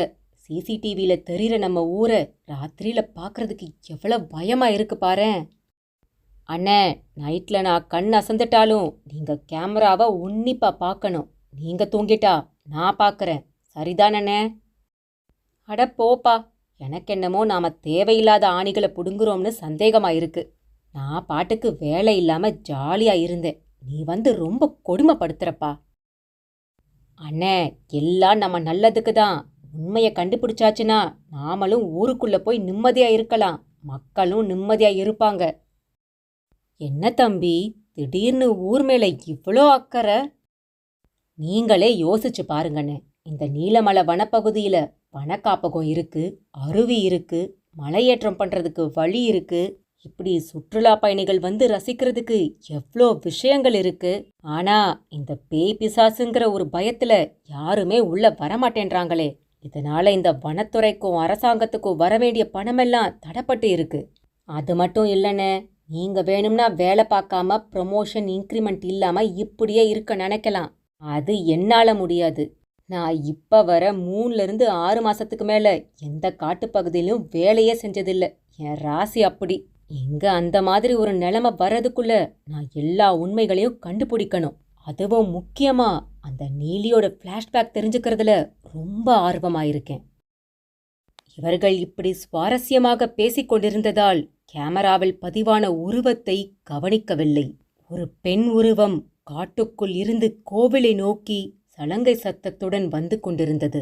அடுத்து கோவில் வளாகத்திற்குள் நுழைந்தது. அத்தியாயம் 9. ஆழ்ந்து உறங்கிக் கொண்டிருந்தான் தாமு. திடீரென்று முழிப்பு வரவே எழுந்து தண்ணீர் குடித்தான். மணியை பார்த்தான். நடு இரவு 1 மணி. கந்தசாமியை பார்த்தான். அவர் நன்றாக குரட்டை விட்டு தூங்கிக் கொண்டிருந்தார்.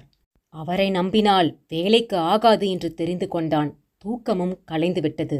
சிசிடிவி காட்சிகளை பார்க்க ஆரம்பித்தான். சில நிமிடங்கள் கழிந்திருக்கும். அருவி அருகே ஏதோ ஒரு உருவம் தெரிந்தது. அந்த உருவத்தை உன்னிப்பாக கவனித்தான். அது ஒரு பெண் உருவம். உடல் முழுவதும் அரிதாரம் பூசி பயங்கரமாக இருந்தது. அந்த உருவம் மெதுவாக சுற்றும் முற்றும் பார்த்துவிட்டு கோவிலை நோக்கி நடந்து வந்து கொண்டிருந்தது. அந்த உருவத்தின் கால்களை உற்று பார்த்தான். சலங்கைகள் கட்டப்பட்டிருந்தது.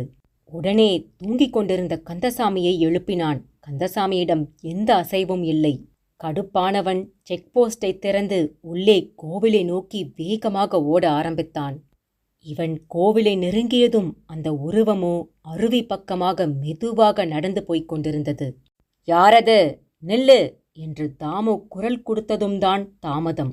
குரல் வந்த திசையை திரும்பி பார்த்த அந்த உருவம் தாமுவை கண்டதுமே வேகமாக ஓட ஆரம்பித்தது. தாமுவும் விடாமல் வேகமாக அந்த உருவத்தின் பின்னே ஓட ஆரம்பித்தான். கானமலை பகுதிக்கு சென்று சட்டென நின்ற அந்த உருவம் மூச்சு வாங்க ஆரம்பித்தது. யாரு நீ? எதுக்காக என்ன பார்த்ததும் இப்படி ஓடுற? இந்த நடு ராத்திரியில நீலமலைக்குள்ள உனக்கு என்ன வேலை என்று அதட்டினான் தாமு. அவனது கேள்விகளுக்கு பதில் சொல்லாமல் மௌனமாகவே நின்றது அந்த உருவம். கோபத்துடன் அவள் அருகே சென்று தோள்பட்டை மீது கையை வைத்து தன் பக்கம் திருப்ப முயன்றான்.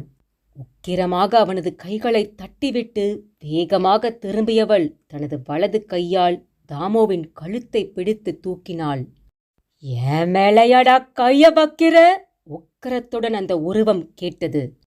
அந்த அதிபயங்கரமான உக்கிரம் தாண்டவமாடிய முகத்தை சில நொடிகள் பார்த்தவன் அதிர்ச்சியில் மயங்கவும் அந்த உருவம் தனது பிடியை தளர்த்தியது. தாமுவை பரவசத்தோடு மேலும் கீழுமாக பார்த்த உருவத்தின் உக்கிரம் முழுவதும் குறைந்திருந்தது. தாமுவை பார்த்து பார்த்து சந்தோஷத்தில் சிரித்தது. அந்த சிரிப்பொலி நீலமலை முழுவதும் எதிரொலிக்க ஆரம்பித்தது.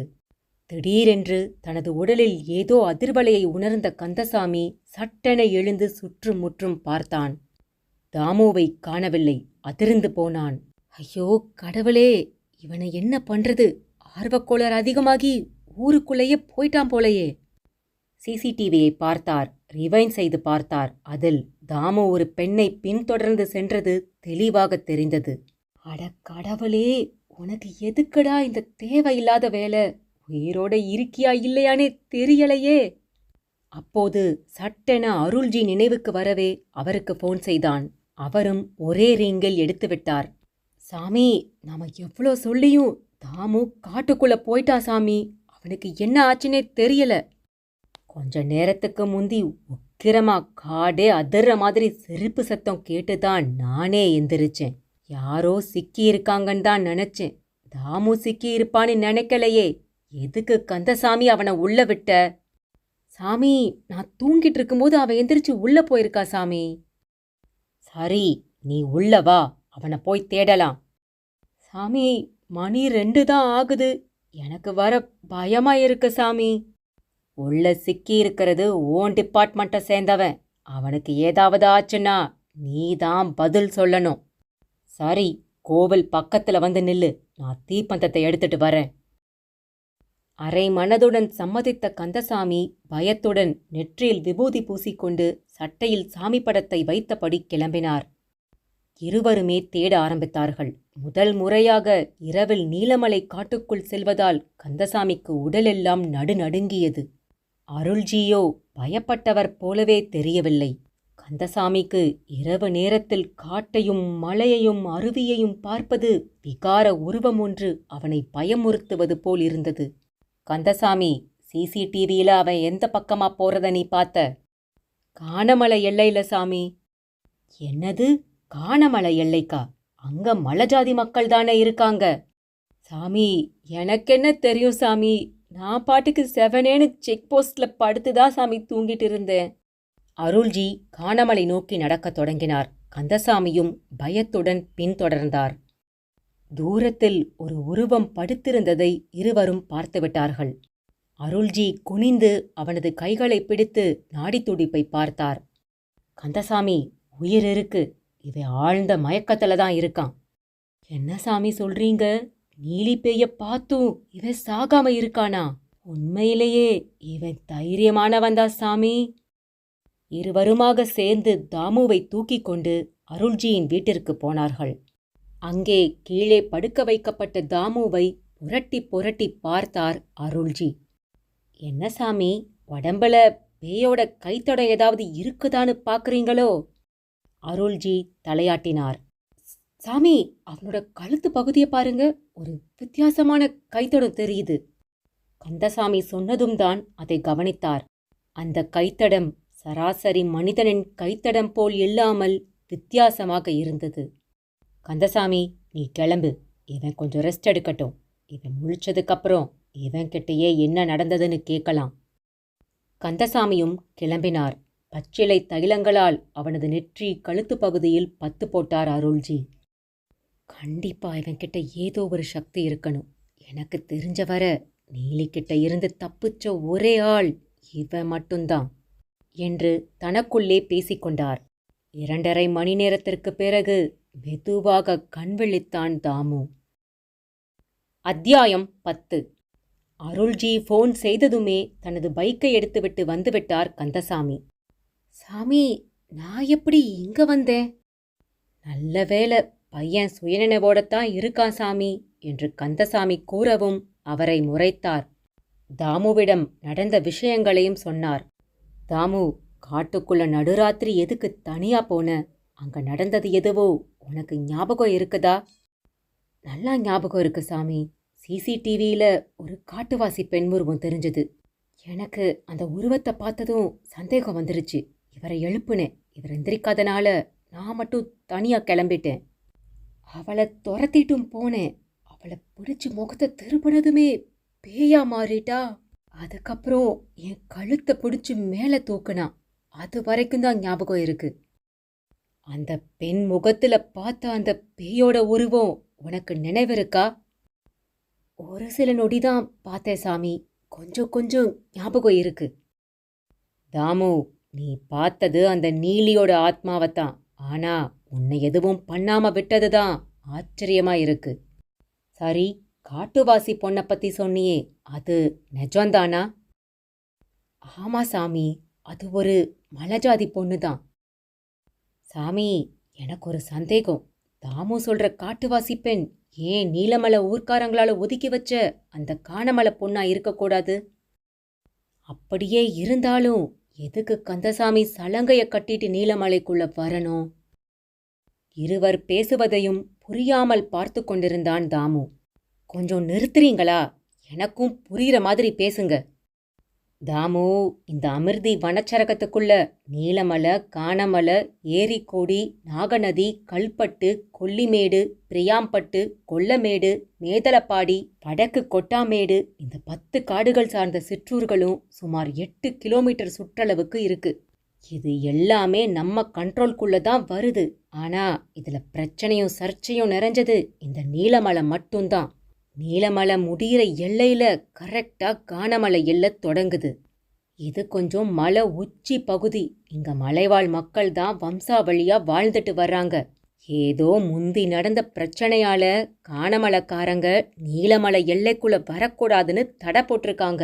அதனால தானி காட்டுவாசி பொண்ண சிசிடிவில பார்த்தேன்னு சொன்னதுமே அவங்களுக்கு நீலமலைக்குள்ள என்ன வேலைன்னு பேசிட்டு இருக்கோம். கந்தசாமி அண்ணே, அந்த நீலி பேய் பயத்தை மீறியும் அவங்க உள்ள வராங்கன்னா அந்த கானமலைக்காரங்களுக்கு நீலிய பத்தி ஏதாவது தெரியுமண்ணே. வாங்க, நம்ம இப்பவே போகலாம். சாமி, நீங்களும் வாங்க, ரொம்ப உதவியா இருக்கும். இல்ல தம்பி, நான் உங்க கூட வந்தா ஊர்க்கட்டுப்பாட்டை மீற மாதிரி ஆயிடும். நீங்க கவர்மெண்ட் ஆளுங்க, உங்களுக்கு எந்த பிரச்சனையும் கிடையாது. அதையும் மீறி ஏதாவது சந்தேகமோ உதவியோ தேவைப்பட்டா எனக்கு அங்க இருந்து ஃபோன் பண்ணுங்க. கந்தசாமியும் தாமுவும் கானமலைக்கு கிளம்பினார்கள். கானமலை மலைப்பகுதிக்குள் இருவரும் நுழையவும் கந்தசாமி அந்த ஊர் மக்களை கைத்தட்டி அழைத்தார். சாரு, இந்த வனப்பகுதிக்கு புதுசா வந்திருக்கிற மேலதிகாரி உங்களையெல்லாம் பார்க்கணும்னு சொன்னாரு. அதான் கூட்டிட்டு வந்திருக்கேன். கந்தசாமியை அனைவருக்கும் தெரியும் என்பதால் அனைவரும் அவரது பேச்சை கேட்டு நின்றார்கள். தாமுவும் அனைவரையும் ஏறிட்டான். நின்றவர்களில் அநேகம் பேர் பெண்களாக இருந்ததால் மலைவாழ் மக்களின் தலைவரை வர சொன்னான். கந்தசாமி தலைவரை அழைத்து வந்தான். வந்தவருக்கு எப்படியும் 60 வயது இருக்கும். தாமு அவரை வணங்கி தன்னை அறிமுகப்படுத்தி கொண்டான்.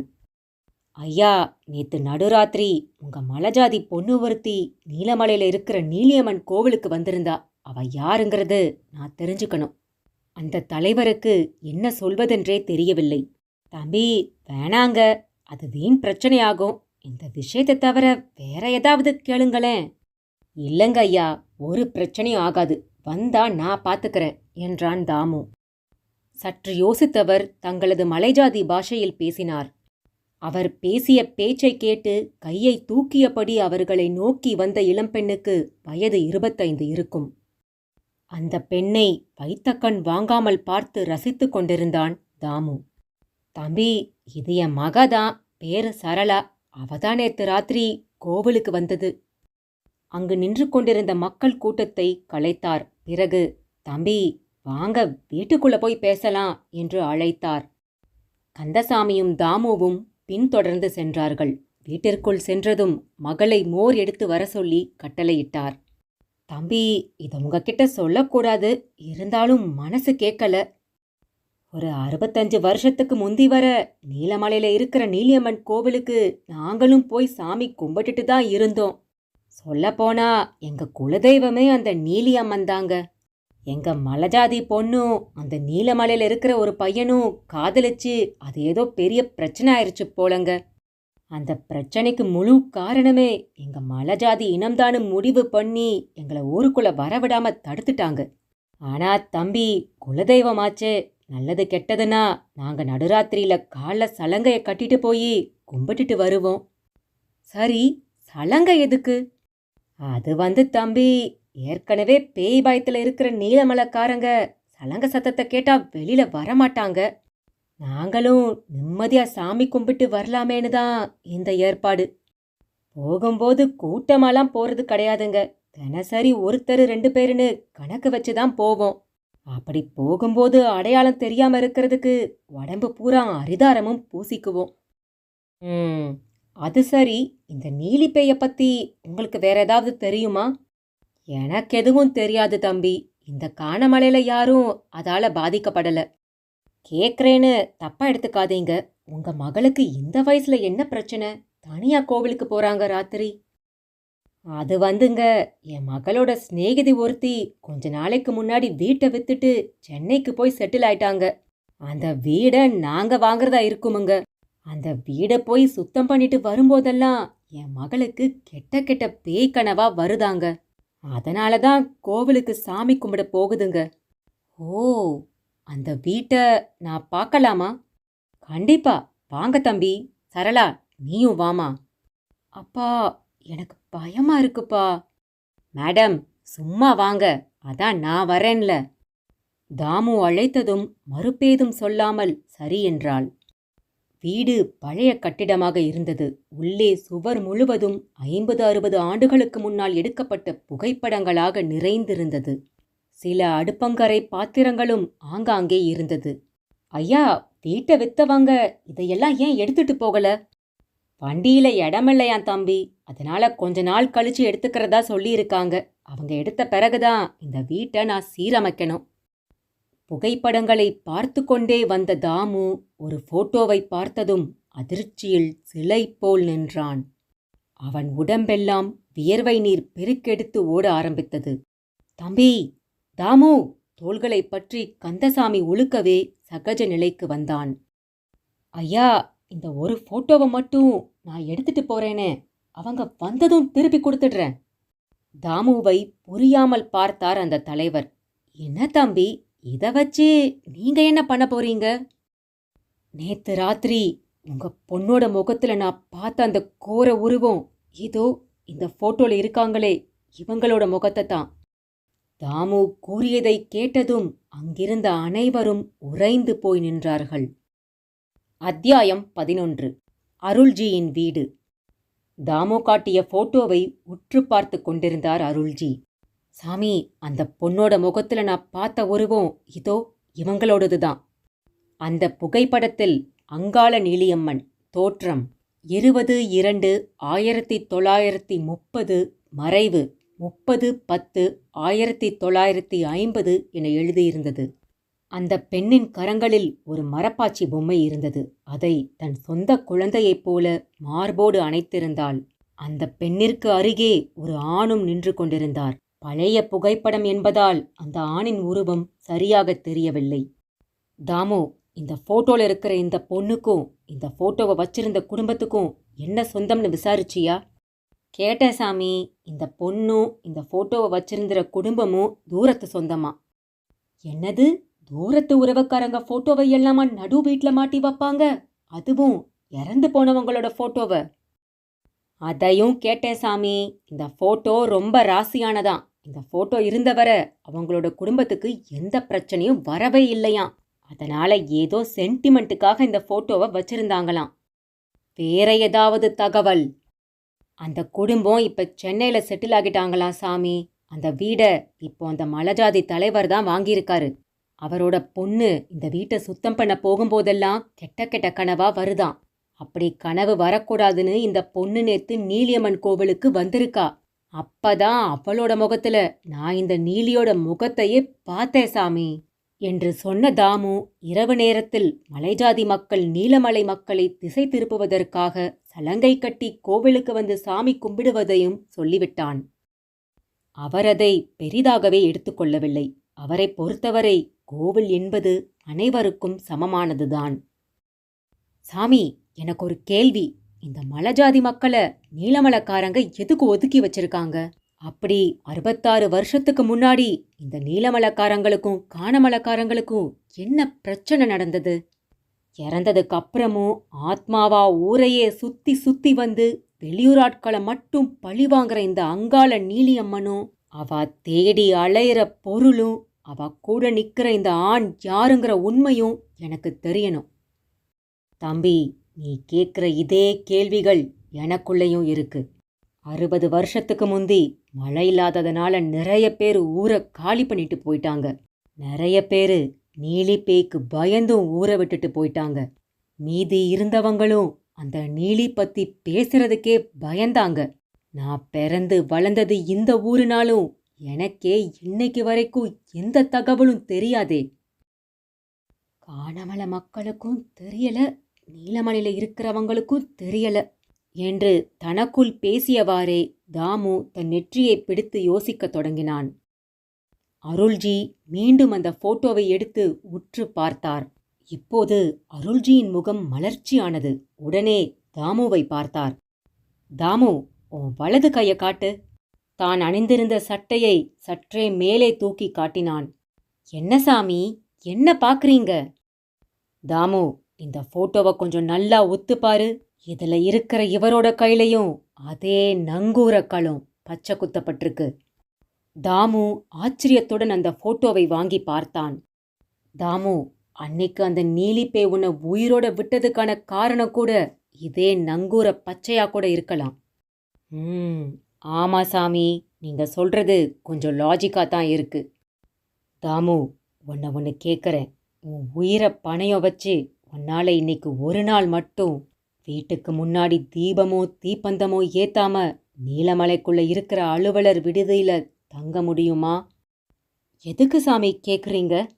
உன்னை வச்சு ஒரு பரீட்சை பண்ணி பார்க்கத்தான்.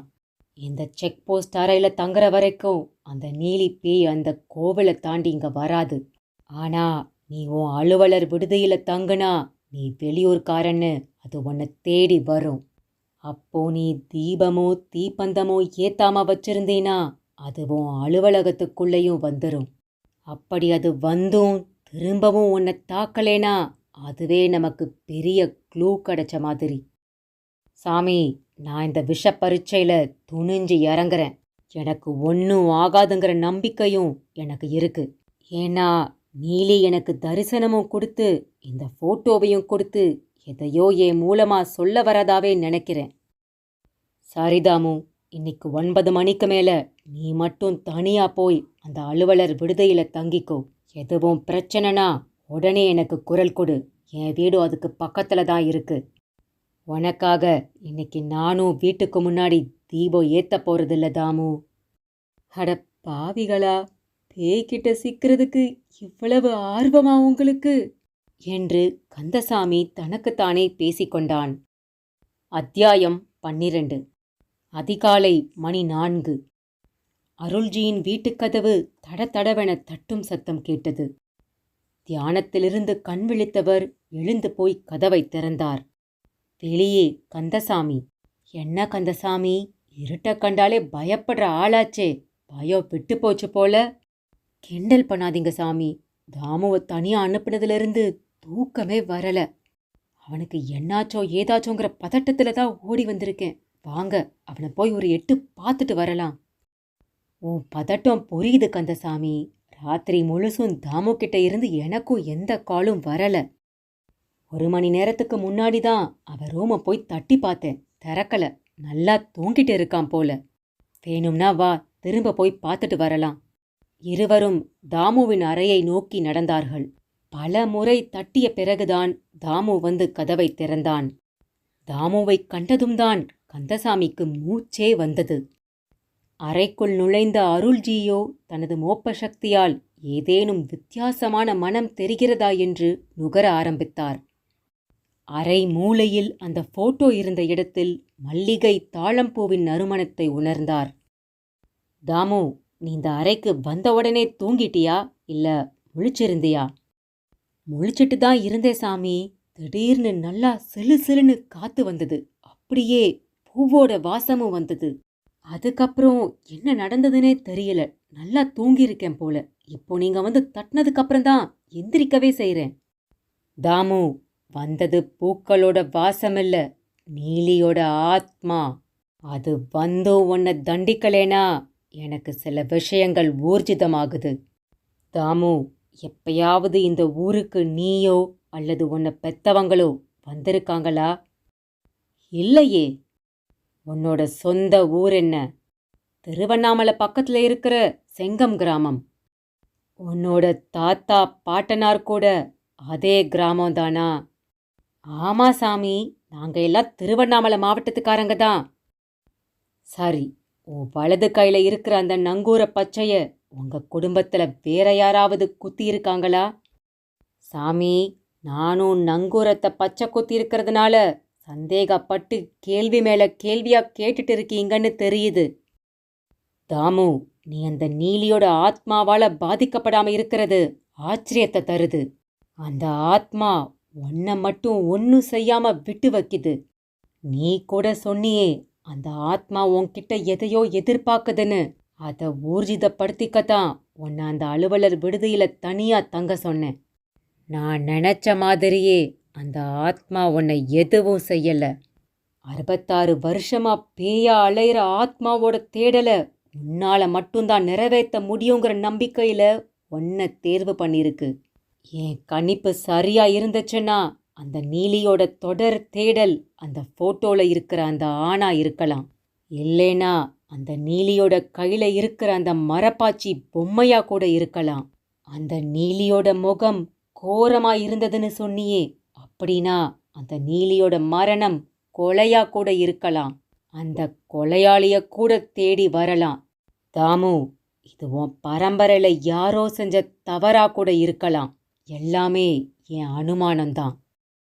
சாமி, நீங்க சொல்றதெல்லாம் லாஜிக்கா தான் இருக்கு.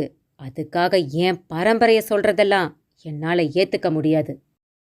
தாமு, இது எல்லாமே என்னோட யூகம்தான். நாளை மறுநாள் உன்னோட ஊருக்கு போறபோது இந்த போட்டோவையும் கையோட எடுத்துட்டு போய் உங்க அம்மா கிட்ட கேளு.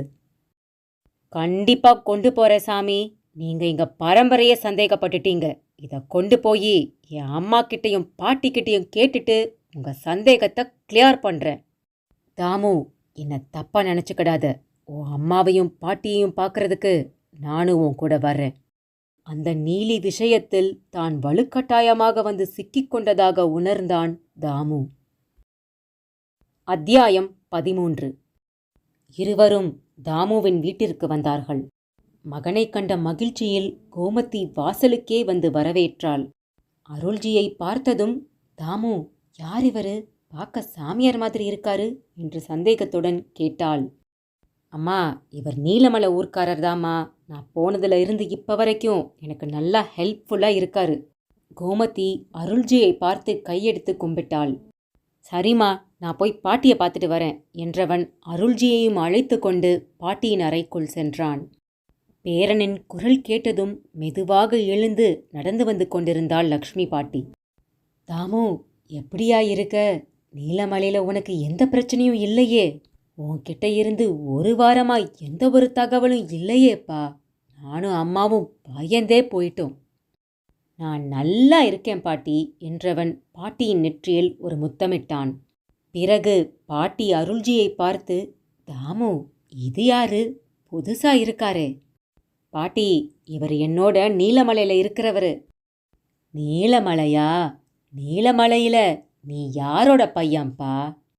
லக்ஷ்மி பாட்டி தன்னையும் அறியாமல் அந்த கேள்வியை கேட்டுவிட்டாள்.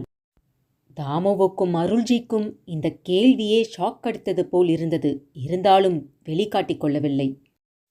நான் வெற்றிவேலோட பையன் பாட்டி. வெற்றிவேல்னா எந்த வெற்றிவேல்யா? கூத்தாடியா? இல்ல அந்த கோவில்ல சாமியாடி குறி சொல்வானே அந்த கோடங்கி பையனா? கோடங்கி பையன்தான் பாட்டி. ஆமா, எங்க அப்பாவை உங்களுக்கு தெரியுமா? லக்ஷ்மி பாட்டி இப்போது சமாளிக்க ஆரம்பித்தாள். அது முதல்ல 2 பேரும் போய் குளிச்சிட்டு சாப்பிட வாங்க, அப்புறமா பேசலாம். எனக்கு தலை வலிக்குது. இருவரும் அறையை விட்டு வெளியே வந்தார்கள். தாமு, உங்க பாட்டியோட கண்ணுல ஒரு மிரட்சி தெரியுது. எனக்கென்னமோ உங்க பாட்டி மேல சந்தேகமாயிருக்கு. சாமி, எங்க பாட்டி கூட பேசின பிறகு எனக்கும் கூட சந்தேகமாக தான் இருக்கு. அப்போது கோமதி அங்கே வந்தாள். தாமு, 2 பேரும் கையை கழுவிட்டு சாப்பிட வாங்க, சாப்பாடு ரெடி. இருவரும் பேச்சை நிறுத்திவிட்டு கிச்சனுக்கு சென்று கை கழுவினார்கள். கையை கழுவியதும் தலைக்கு மேலிருந்த பரனை எதேச்சையாக கவனித்தார் அருள்ஜி. அந்த பரன் மீது பழங்கால ட்ரங்க் பெட்டி ஒன்று பூட்டப்பட்டிருந்தது. இருவரும் சாப்பிட அமர்ந்தார்கள். சாப்பிட்டு முடியும் வரை அருள்ஜி எதுவும் பேசவில்லை. தாமு, உங்க வீட்டு சமையலற பரன் மேல ட்ரங்க் பெட்டி ஒன்று இருக்குது. ஆமா சாமி, அது எங்க பாட்டியோடது தான். சரி, அதை எதுக்கு இவ்வளோ சந்தேகத்தோட கேட்குறீங்க? சந்தேகம் வந்ததால தான் கேட்கவே செய்கிறேன் தாமு. உங்க பாட்டி நீலமலையை பற்றி பேசாம இருந்தா எனக்கு இந்த சந்தேகமே வந்திருக்காது. அதுவும் இல்லாம இது பழைய கால ட்ரங்க் பெட்டி. பார்க்கறதுக்கு ஆர்வம் கூடுது. கொஞ்சம் அதை திறதாமு, பார்க்கலாம். சாமி, அந்த பெட்டியோட சாவி பாட்டிக்கிட்ட இருக்குதே, கேட்டாலும் கொடுக்கறது கஷ்டம்தான். தாமு, கேட்காத. பாட்டி ரூம்ல இருக்கிற சாவியை மட்டும் எடுத்துட்டு வா. தாமு பாட்டி அறைக்கு சென்று அவளுக்கு தெரியாமல் தலையணைக்கு கீழே இருந்து அந்த சாவியை எடுத்தான். அடுத்து இருவரும் மெதுவாக சமையலறைக்குள் நுழைந்தார்கள். அவர்களை கண்டதும் கோமதியோ, என்ன தாமு, கிச்சன்ல உங்களுக்கு என்ன வேலை என்று கேட்டாள். அம்மா, சத்தம் போடாத. நீ எப்பயாவது நம்ம பாட்டியோட ட்ரங்க் பெட்டியை திறந்து பார்த்துருக்கியா? அதையே பரன்ல வச்சு பல வருஷம் ஆச்சுடா. இப்ப எதுக்கு அதை கேட்குற? ஏன்னா இப்போ அதை திறந்து பார்க்க போறோம். நீயும் வாமா. டேய், பாட்டிக்கு தெரிஞ்சா திட்டுவாங்கடா. அதெல்லாம் நான் பார்த்துக்கிறேன், நீ வாமா என்றபடி தன் தாயை வாசல் பக்கம் அழைத்து சென்றான் தாமு. பெட்டியை வாசலில் வைத்தவன் மேலிருந்த தூசிகளை கைகளால் தட்டினான். பெட்டிக்கு எப்படியும் வயது 70 தாண்டியிருக்கும். துருப்பிடித்து கலர்ச்சாயம் முற்றிலுமாக போயிருந்தது. தாமு பெட்டியை திறந்தான்.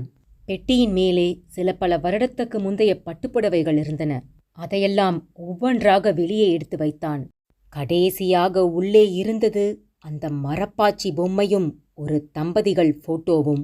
அந்த போட்டோவில் இருந்த ஆண் உருவம் அந்த மலைஜாதி வீட்டு போட்டோவில் இருந்த அதே ஆண் உருவம். வலது கையில் அதே நங்கூரம் பச்சை குத்தப்பட்டிருந்தது. தாமுவுக்கு மூச்சே நின்று போய்விட்டது. மயக்கமே வராத குறைதான். அம்மா, இந்த போட்டோல இருக்கிறது யாரு? டேய் ராமு, அது உன் பாட்டியும் தாத்தாவும் தாண்டா. சின்ன வயசு போட்டோவா இருக்கிறதுனால உனக்கு அடையாளம் தெரியல.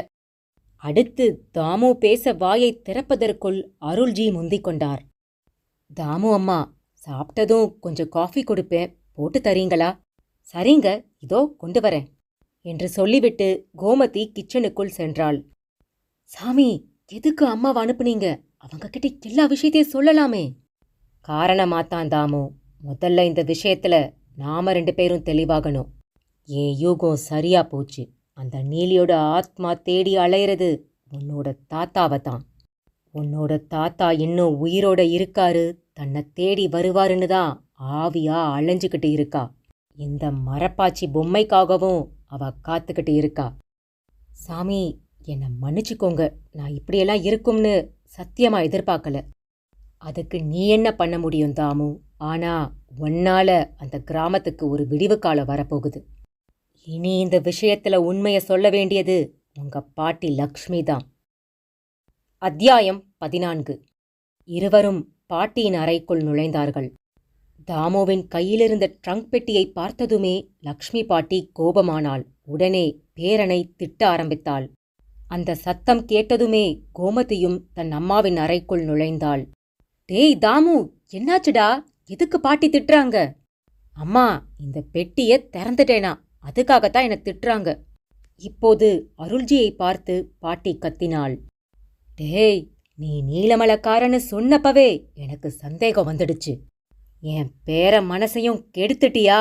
எதுக்காக என் அனுமதி இல்லாம என் பெட்டியை திறந்த?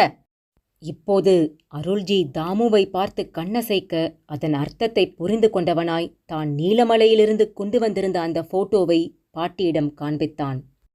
அதை பார்த்ததும் அதிர்ச்சியில் உறைந்து போய்விட்டாள்.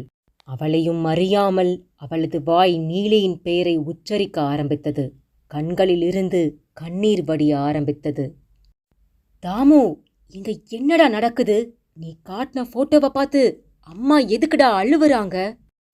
தாமுமா, நீங்க நீலமலை பத்தி கேள்விப்பட்டிருக்கீங்களா என்று அருள்ஜி கேட்டார். இல்லையே, தாமு நீலமலைக்கு டிரான்ஸ்ஃபர்னு சொன்னப்பதான் அப்படி ஒரு ஊர் இருக்கிறதாவே எனக்கு தெரியும். அம்மா கூட அங்க ஏதோ பேய் இருக்கிறதா சொன்னாங்க. அதுக்கு என்ன இப்போ? அந்த ஊரை பத்தி உங்களுக்கு வேற எதுவும் தெரியாதாமா? அதான் எனக்கு தெரியாதுன்னு சொல்றேனே. நான் பிறந்து வளர்ந்தது என் சொந்த ஊரு செங்கமாச்சே. எனக்கு எப்படிங்க தெரியும்? இல்ல தாமுமா, உங்க பூர்வீக ஊரு நீலமலை. உங்க அப்பா பிறந்து வளர்ந்த ஊரே அந்த நீலமலை தான். உங்க அம்மா சொன்னதா சொல்றீங்களே அந்த ஊருக்குள்ள ஒரு பேய் இருக்குன்னு, அந்த நீலி கூட கிட்டத்தட்ட உங்க சின்னம்மா தான். கோமதி அதிர்ச்சியில் வாயை பிளந்தாள். பாட்டி, அந்த நீலமலை பத்தின ரகசியம் உங்களுக்கு மட்டும்தான் தெரியும் பாட்டி. அத நீங்க சொன்னாதான் அந்த நீலமலைக்கும் ஒரு விடிவு காலம் பிறக்கும் பாட்டி. பாட்டியோ நீலியோட படத்தை பார்த்தபடி பதில் பேசாமல் அழுது கொண்டே இருந்தாள். உடனே அருள்ஜி தாமுவின் கழுத்தை சுட்டிக்காட்டினார். பாட்டி, உங்க பேரனோட கழுத்துல இருக்கிற காயத்துக்கு யாரு காரணம்னு தெரியுமா? அந்த நீலி பேய். இவ இப்ப உயிரோட இருக்கிறதே பெரிய விஷயம். இதுக்கப்புறமும் நீங்க உண்மைய மறைச்சீங்கன்னா அடுத்த முறை உங்க பேரனோட சடலம்தான் வீட்டுக்கு வரும். பாட்டி பதறி போய்விட்டாள். ஐயோ, அப்படியெல்லாம் சொல்லாதடா. இப்படியெல்லாம் நடக்கும்னு தெரிஞ்சுதான் அவனை நீலமலை காட்டுக்கே போக வேண்டாம்னு சொன்னேன். அந்த நீலிப்பை பழிவாங்க துடிக்கிறதே என்னையத்தான். இப்போது மூவருமே அதிர்ச்சியின் உச்சிக்கே சென்றார்கள். எல்லாமே நான் செஞ்ச பைத்தியக்காரத்தனமும் பாவம்தான் காரணம். என்னோட சொந்த ஊர் நீலமலை பக்கத்துல 15 கிலோமீட்டர் தூரத்தில் இருக்கிற தெல்லையூர். உங்க தாத்தா செல்லப்பாவுக்கு நீலமலை தான் சொந்த ஊர். அவர் ஒரு சிற்ப கலைஞர். அப்பையெல்லாம் நீலமலை கானமலை கிராம மக்களும் ஒன்னா ஒற்றுமையாதான் இருந்தாங்க. கானமலையில இருக்கிற மலைஜாதி பொண்ணான அங்காள நீலியும் உங்க தாத்தாவும் சின்ன வயசுல இருந்தே உயிருக்கு உயிரா பழகி இருக்காங்க. இது 2 குடும்ப பிரச்சனைங்கிறத மீறி ஊர் ஜாதி பிரச்சனை ஆயிடுச்சு.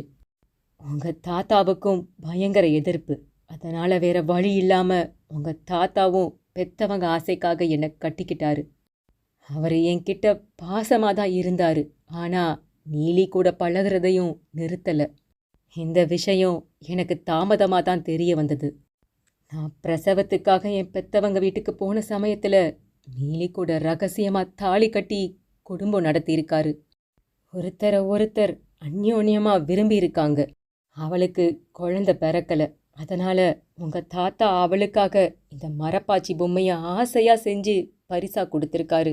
நமக்கு குழந்தை பிறக்கிற வரைக்கும் இந்த உயிரற்ற மரப்பாச்சி பொம்மை தான் நம்ம குழந்தைன்னு வேற சொல்லியிருக்காரு.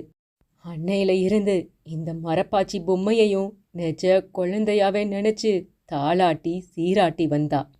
நான் உங்க அம்மாவோட நீலமலைக்கு திரும்பினதும் அவளோட சகவாசத்தை விட சொல்லி கெஞ்சினேன். உங்க தாத்தா மறுத்துட்டாரு. அப்போ எனக்கு என்னோட வாழ்க்கையும் என் பொண்ணோட எதிர்காலமும் தான் பெருசா தெரிஞ்சது. எங்க அம்மா அப்பா கிட்ட இந்த விஷயத்த சொன்னேன். அவங்க 2 பேரும் கோபத்தோட கட்டையோட அவளை மிரட்டுறதுக்காக அவ வீட்டுக்கு போனாங்க. எங்க அப்பா எவ்வளவோ எடுத்து சொல்லியும் அவ மசியறதா தெரியல. உங்க பொண்ணுக்கு முன்னாடி இருந்தே எனக்கு அவர் கூட பழக்கம். என்னை எப்படி நீங்க அவர் வாழ்க்கையிலிருந்து போக சொல்லலான்னு எதிர்கேள்வி கேட்டா. அது முன்னாடி இப்போ இவளுக்கு பிள்ளை இருக்குன்னு எங்க அப்பா சொன்னாரு. அதுக்கு நீலி அவளும் கர்ப்பமா இருக்கிறதா சொன்னா. அதை கேட்டதுமே எங்க அப்பாவுக்கு பயங்கர கோபம் வந்துருச்சு. கையில இருந்த கட்டையால அவளை தாக்கிட்டாரு. கீழே விழுந்தவ அப்படியே மயங்கிட்டா. இதையெல்லாம் பார்த்துக்கிட்டு இருந்த எனக்கு பயங்கர கோபம். அவ கையில இருந்த மரப்பாச்சி பொம்மைய புடுங்கிட்டு நான் என் வீட்டுக்கு ஓடி போயிட்டேன். அதுக்குள்ள இவரும் நீலியோட வீட்டுக்கு வந்திருக்காரு. கீழே மயங்கி கிடந்த நீலிய உங்க தாத்தா தூக்க போனப்போ எங்க அப்பா அவரையும் கட்டையால தாக்கிட்டாரு. விஷயத்த கேள்விப்பட்டு நீலியோட அப்பாவும் அந்த இடத்துக்கு வந்துட்டாரு. நீலி கிட்ட போய் வேகமா அவளை எழுப்பியிருக்காரு. ஆனா நீலி அந்த இடத்துலயே இறந்துட்டா. கோபத்துல அவர் கையில இருந்த கத்தியால எங்க அம்மாவையும் அப்பாவையும் அதே இடத்திலேயே குத்தி கொன்னுட்டாரு. அப்புறம் அதே கத்தியால அவரையும் குத்திக்கிட்டாரு. ஊரே அங்க கூடிருச்சு. நானும் வரவழைக்கப்பட்டேன். வீட்ல இருந்து திரும்பி போன எனக்கு அங்க இறந்து கிடந்த எல்லாரையும் பார்த்ததுமே அதிர்ச்சி ஆயிடுச்சு. மயக்கத்துல இருந்து எந்திரிச்ச உங்க தாத்தா திக்ரம பிடிச்ச மாதிரி ஆயிட்டாரு.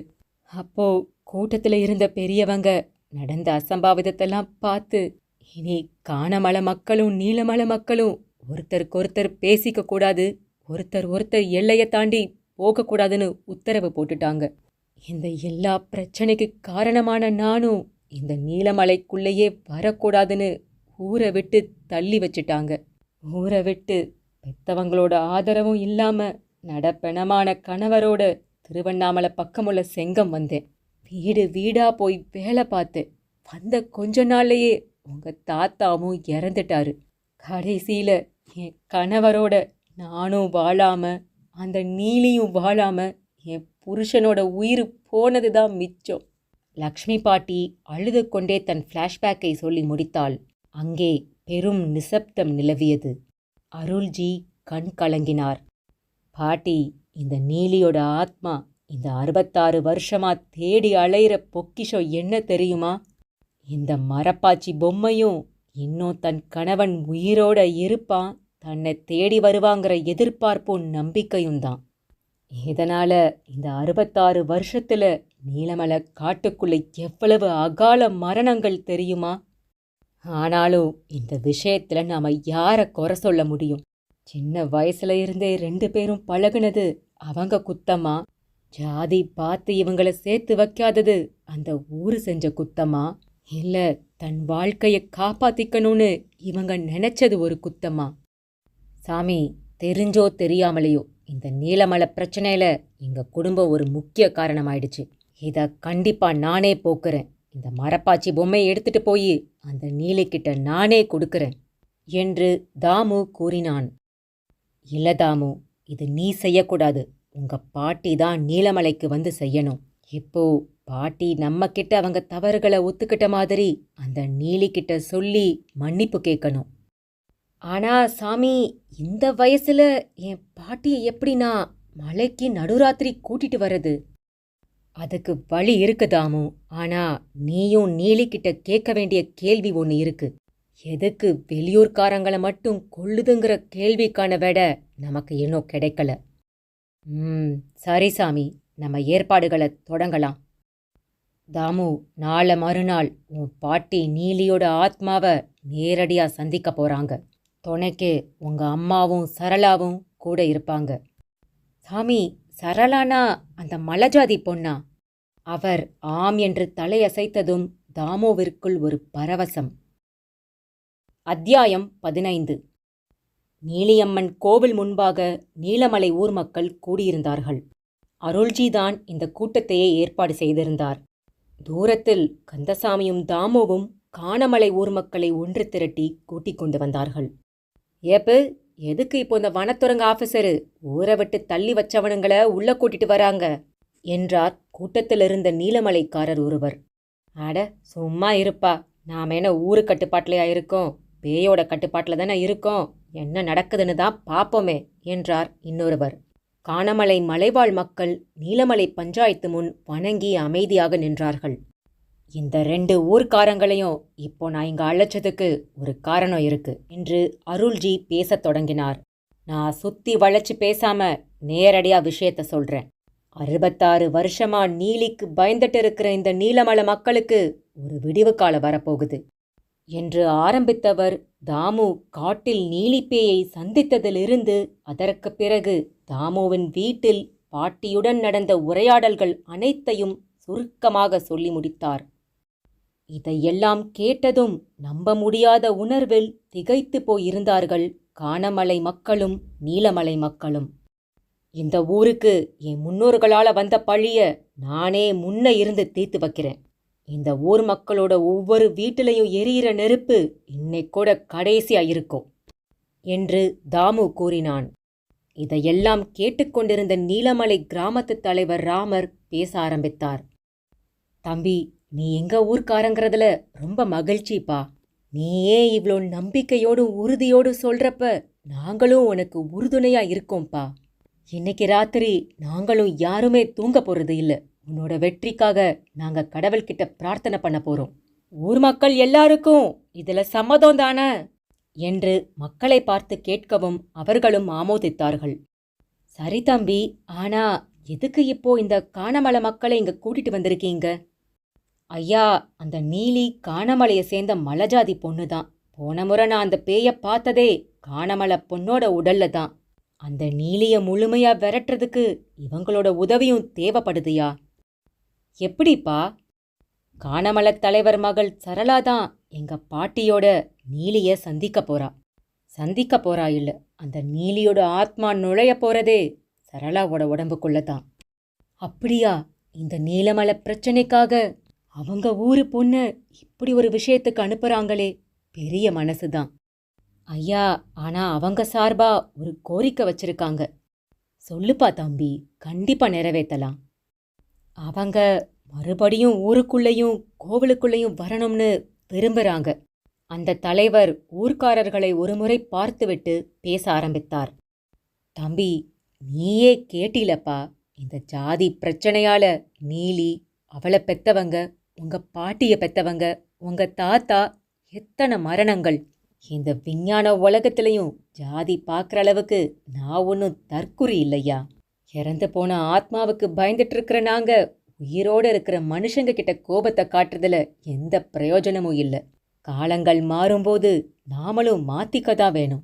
நாமதாயா ஜாதி மதம் பாகுபாடெல்லாம் பார்க்கறது, கடவுள் பார்க்கறது இல்லையே. தாராளமா வரட்டுமேயா. சரி, இனி நடக்க வேண்டியதை பேசலாமே. நாங்க என்ன செய்யணும்? அருள்ஜி பேச ஆரம்பித்தார்.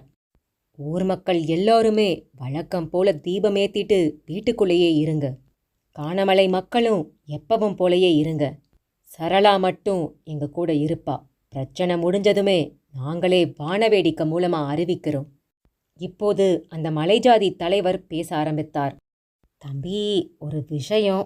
எங்க இனத்துல கல்யாணமாகாத கன்னி பொண்ணுங்க தனியா வேற ஆம்பளைங்க கூட இருக்கக்கூடாது தம்பி.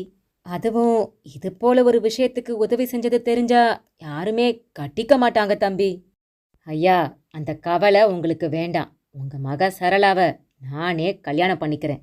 இந்த 2 ஊர் மக்கள் முன்னாடி நான் கொடுக்கிற இந்த வாக்குறுதிய நீங்க நிச்சயம் செஞ்சதாவே நினைச்சுக்கலாம் என்றான் தாமு. கானமலை ஊர்க்காரர்கள் கூட்டத்தில் நின்று கொண்டிருந்த சரளாவோ இப்போது தாமுவை காதல் பார்வையோடு பார்க்க ஆரம்பித்தாள். அத்தியாயம் 16. இரவு மணி 8:30. வழக்கத்துக்கு மாறாக இன்று நீலமலை ஊரும் காட்டுப்பகுதியும் பயங்கரமாக காட்சியளிப்பதாக உணர்ந்தான் தாமு. மழைக்காலமாக இருந்ததால் பூமியும் வானமும் கருப்பு நிற போர்வை கொண்டு மூடப்பட்டிருந்தது. ஒரு புறம் தவளைகள் பாம்பு சத்தம் கேட்க, மறுபுறம் ஆந்தை கோட்டான்களின் அலறல் சத்தமும் தூரத்தில் நரி ஊளையிடும் சத்தமும் கேட்டுக்கொண்டிருந்தது. தாமு, கந்தசாமி, அருள்ஜி மூவரும் நீலமலை செக் போஸ்டில் நின்று கொண்டிருந்தார்கள். தூரத்தில் சரளா அவள் அப்பாவுடன் வந்து கொண்டிருந்தாள். அவளை கண்டதும் அவன் முகம் 1000 வாட்ஸ் பல்பை போல ஒளிர்ந்தது. அதிகாரி, உங்க முகத்துல பல்பு எரியுது, கொஞ்சம் வெளிச்சத்தை குறைச்சிக்கோங்க, இல்ல ஆஃப் பண்ணுங்க, எங்களுக்கு கண்ணு கூசுது பாருங்க என்று தாமுவை கந்தசாமி கலாய்த்தார். அதை கண்டு கொள்ளாமல் தன்னை நெருங்கி வந்த சரளாவையே பார்த்து கொண்டிருந்தான் தாமு. சில நிமிடங்களில் கேப் ஒன்றும் வந்தது. அதிலிருந்து இறங்கினார்கள் லக்ஷ்மி பாட்டியும் தாமுவின் அம்மாவும். லக்ஷ்மி பாட்டியை கொண்டு வந்திருந்த தள்ளுவண்டியில் அமர வைத்தார்கள். தாமுவும் கோமதியும் பாட்டியை இந்த வயதில் கஷ்டப்படுத்துவதாகத்தான் நினைத்தார்கள். பாட்டி, உனக்கொன்னும் பிரச்சனை இல்லையே, தைரியமாத்தானே இருக்க என்று தாமு கேட்டான். தன் பேரனும் மகளும் மனதளவில் சிறிய பதட்டத்துடன் இருப்பதாக உணர்ந்த பாட்டி அவர்களுக்கு தைரியம் சொல்லும் விதமாக, என் சக்களத்திய பார்த்து நான் எதுக்குடா பயப்படணும் என்று கூறினார். இருந்தாலும் மனதிற்குள் நீலியை நினைத்து கண்ணீர் விட்டார். பாட்டி இப்படி கூறியதும் தான் அனைவருக்குமே ஒரு நம்பிக்கை கிடைத்தது. அம்மா, முதல்ல பாட்டி கூட நீங்களும் சரளாவும் தான் துணைக்கு போக போறீங்க. நீங்க அந்த அருவி பக்கம் போன 20வது நிமிஷம் நாங்க வந்துடுவேன். உனக்கு ஒன்னும் பயம் இல்லையேம்மா? பயம் இருக்கத்தாண்டா செய்யுது. துணைக்கு அம்மாவும் நீயும் இருக்கும்போது ஏதோ சமாளிச்சுக்குவேன். அது மட்டுமில்லாம 66 வருஷமா ஆவிய அலையிற சின்னம்மாவ எனக்கும் பார்க்கணும்னு ஆசை இருக்குடா. பார்க்கும்போது மயக்கமடையாம இருந்தா சரி. சரிடா தாமு, யார் இந்த பொண்ணு சரளா? இந்த நேரத்துல வயசு பொண்ணுக்கு காட்டுக்குள்ள என்ன வேலை? தாமு சரளாவை பற்றியும் கானமலை பற்றியும் திருமணத்திற்கு வாக்கு கொடுத்ததை பற்றியும் சுருக்கமாக சொல்லி முடித்தான். தாமு, நீ எங்ககிட்ட கேட்டு உன் கல்யாணத்தை பத்தி முடிவெடுக்கலைனாலும் நீ எந்த முடிவெடுத்தாலும் சரியா தாண்டா எடுப்ப. உங்க தாத்தா பண்ண தப்புக்கு நீ விமோச்சனம் தர்றடா, எனக்கு ஓகேடா. பாட்டி, நீ ஒண்ணுமே சொல்லலையே என்று தாமு பாட்டியை பார்த்து கேட்டான். லக்ஷ்மி பாட்டியோ எதிரே இருக்கும் நீலமலை ஊரை வெறித்து பார்த்து கொண்டிருந்தாள். அவளையும் அறியாமல் கண்களில் கண்ணீர் வடிந்தபடி இருந்தது. பாட்டியை தொல்லை பண்ணாமல் தனிமையில் விடு என்பது போல் அருள்ஜி தலையசைத்தார். அடுத்து சரளாவிடம் வந்தான். சரளா, இது மாதிரியான ஒரு காரியத்துக்கு உன்னை பயன்படுத்துறேன்னு உனக்கு வருத்தமா? இல்லங்க, இது நம்ம பிரச்சனை, நம்ம ஊர் பிரச்சனை. எல்லாத்துக்கும் மேல நம்ம 2 பேரோட எதிர்கால பிரச்சனை. என் கூட தான் நீங்களும் துணைக்கு வரப்போறீங்களே, அப்புறம் எதுக்கு நான் பயப்படணும்? நம்ம கல்யாணத்துக்கு நீலி பாட்டியோட ஆசையும் எனக்கு வேணும் என்று சரளா கூறியதும் நெகிழ்ந்து போய் நின்றான் தாமு. அருள்ஜி பாட்டியிடம் வந்தார். பாட்டி, இந்தாங்க அந்த மரப்பாச்சி பொம்மை. இதை பத்திரமா உங்ககிட்ட மறைச்சு வச்சுக்கோங்க. அந்த நீலியோட ஆத்மா உங்களை அடையாளம் கண்டுபிடிச்சு உங்களை நெருங்குற போது உக்கிரமாயிருக்கும். அப்போ இந்த பொம்மையை காட்டுங்க. பாட்டி அந்த பொம்மையை வீல்சேரில் தன் மீது மாட்டப்பட்டிருந்த பெல்ட்டின் இடுக்கில் பத்திரமாக வைத்து கொண்டாள். சரி, மணி இப்போ 12 ஆயிடுச்சு. சரளா, நீ மெதுவா முன்னாடி நடந்து போ. கோமதிமா பாட்டிய வீல்சேர்ல தள்ளிக்கிட்டே உன் பின்னாடி மெதுவா வருவாங்க. நீ போக வேண்டிய இடம் அருவியோட உச்சி பகுதிக்கு. அதுக்கப்புறம் தாமு வந்துருவான். செக் போஸ்ட் திறக்கப்பட்டது. சரளா முன்னால் நடக்க கோமதி தன் தாயை வீல்சேரில் தள்ளியபடி பின்னால் நடந்தாள். தாமு, உள்ளவா, நாம போய் சிசிடிவியை பார்க்கலாம். தாமு, கந்தசாமி, அருள்ஜி செக் போஸ்ட் அறைக்குள் சென்று சிசிடிவியை ஆன் செய்தார்கள். அத்தியாயம் 17. தாமு, 3 பேருமே அருவியை நெருங்கிட்டாங்க. மணி 1 போகுது. இப்போ நீ கிளம்பனா ஸ்பாட்டுக்கு போக 20 நிமிஷம் ஆகும். நீ அங்க போனதும் அமைதியாவே இரு. சூழல் நமக்கு சாதகமானதும் அந்த ஒரு கேள்விக்கு மட்டும் பதில கேளு. சாமி, பதட்டத்துல மறந்துட்டேன். அது என்ன கேள்வி? பதட்டத்துல மறக்கல தாமு, சரளாவை பார்த்ததும் மறந்துட்ட என்று அருள்ஜியும் சீரியஸாகவே கலாய்த்தார். சரி, சொல்றேன். வெளியூர் ஆட்களை மட்டும் நீலி ஏன் கொல்றாங்கிறதுக்கான விட வேணும். திரும்பவும் மறந்துடாத தாமு. இல்ல சாமி, ஞாபகம் இருக்கு. வெற்றியோட திரும்பி வரேன். தாமுவும் சென்றதும் அருள்ஜி, கந்தசாமி, கானமலை தலைவர் சிசிடிவியை பார்க்க ஆரம்பித்தார்கள். அருவியை அடைந்ததும் அடர்ந்த காட்டின் கும்மிருட்டும் வினோத சத்தங்களும் மூவரையும் பயமுறுத்துவதாக இருந்தது. திடீரென்று அருவியின் அருகே இருந்த பாறை குன்றின் மீது வேகமாக ஏறினாள் சரளா. அவள் ஏறிய வேகத்தை பார்த்ததும் பாட்டியும் கோமதியும் பயத்தின் எல்லைக்கே போய்விட்டார்கள். ஏமா சரளா, முதல்ல பாறையிலிருந்து கீழே இறங்குமா என்று கோமதி கூறியதும் தான் தாமதம். திரும்பி நின்ற சரளா நீர்வீழ்ச்சியை பார்த்து காடே அதிரும்படி சிரித்தாள். அவள் உடலுக்குள் நுழைந்த நீலியின் கோர முகத்துடன் திரும்பினாள். என்ன தைரியம் இருந்தா எல்லைக்கு வந்து என்னையே எச்சரிக்கிற என்றபடி குன்றிலிருந்து தொப்பென கீழே குதித்தாள். பயத்தில் நடுங்கியபடி நின்று கொண்டிருந்த கோமதியின் முன்னே வந்தாள். கண்களே இல்லாத கோர முகம், கூர்மையான பல்வெட்டு, கை விரல்களில் நீண்டு தொங்கும் நகங்கள், காற்றில் சாரைப்பாம்பு போல அசைந்தாடும் வெள்ளை முடி. கோமதி பயத்தில் வீலென அலறினாள். அந்த நீலி அவள் கழுத்தை இறுக பற்றி தரையிலிருந்து அப்படியே தூக்கினாள். கோமதி மூச்சுவிட முடியாமல் திணறி கால்களை வெட்ட ஆரம்பித்தாள். தன் கண்முன்னே மகள் உயிருக்கு போராடுவதைக் கண்ட லக்ஷ்மி பாட்டியோ தன் உடலிலிருந்த மொத்த சக்தியையும் திரட்டினாள். அடியே அங்காள நீலி, நிறுத்தடி என்று கத்தினாள். கத்திய குரல் தனக்கு பரிச்சயமான குரல் என்று நீலி உணர்ந்தாள். சட்டென கோமதியின் கழுத்திலிருந்து தனது கைகளை விடுவித்தாள். வீல்சேரிலிருந்த பாட்டியின் அருகே வந்தாள். அவளை உன்னிப்பாக பார்த்து அவளது உடல் வாசனையை மோப்பம் பிடித்து உறுதி செய்ததும் தான் தாமதம். சிரித்தாள், அழுதாள், அதன்பின் உக்கிரமானாள். பாடி, உன்னத்தான் இத்தனை வருஷமா பழிவாங்க காத்துட்டு இருக்கேன். என் புருஷனை என்கிட்ட இருந்து பிரிச்சதும் இல்லாம என்னை கொலை பண்றதுக்கு வெளியூர் ஆட்களை கூட்டிட்டு வந்தது நீதானே? உனக்கு நான் என்ன பாவோண்டி செஞ்சேன்? இன்னைக்கே உன்னை நான் உயிரோட விடமாட்டேன்டி. இந்த அருவியிலேயே தள்ளி உன்னை நான் சாகடிக்க போறேன். அதுக்கு முன்னாடி ஒரு விஷயத்தை மட்டும் சொல்லுடி. என் புருஷன் எங்க? நீலி, சொன்னா கேளு. உன் கோபம் நியாயமானதுதான். என் புருஷன் இறந்துட்டாருடி. அதை கேட்டதும் நீலி இன்னும் உக்கிரமானாள். அவரையும் கொன்னுட்டியாடி கொலகாரி, நீயும் செத்துடு என்றபடி வீல்சேரை அருவியின் முகத்துவாரத்தை நோக்கி வேகமாக தள்ளிச் சென்றாள். அப்போதுதான் லக்ஷ்மி பாட்டி அந்த மரப்பாச்சி பொம்மையை எடுத்து அவள் முன் நீட்டினாள்.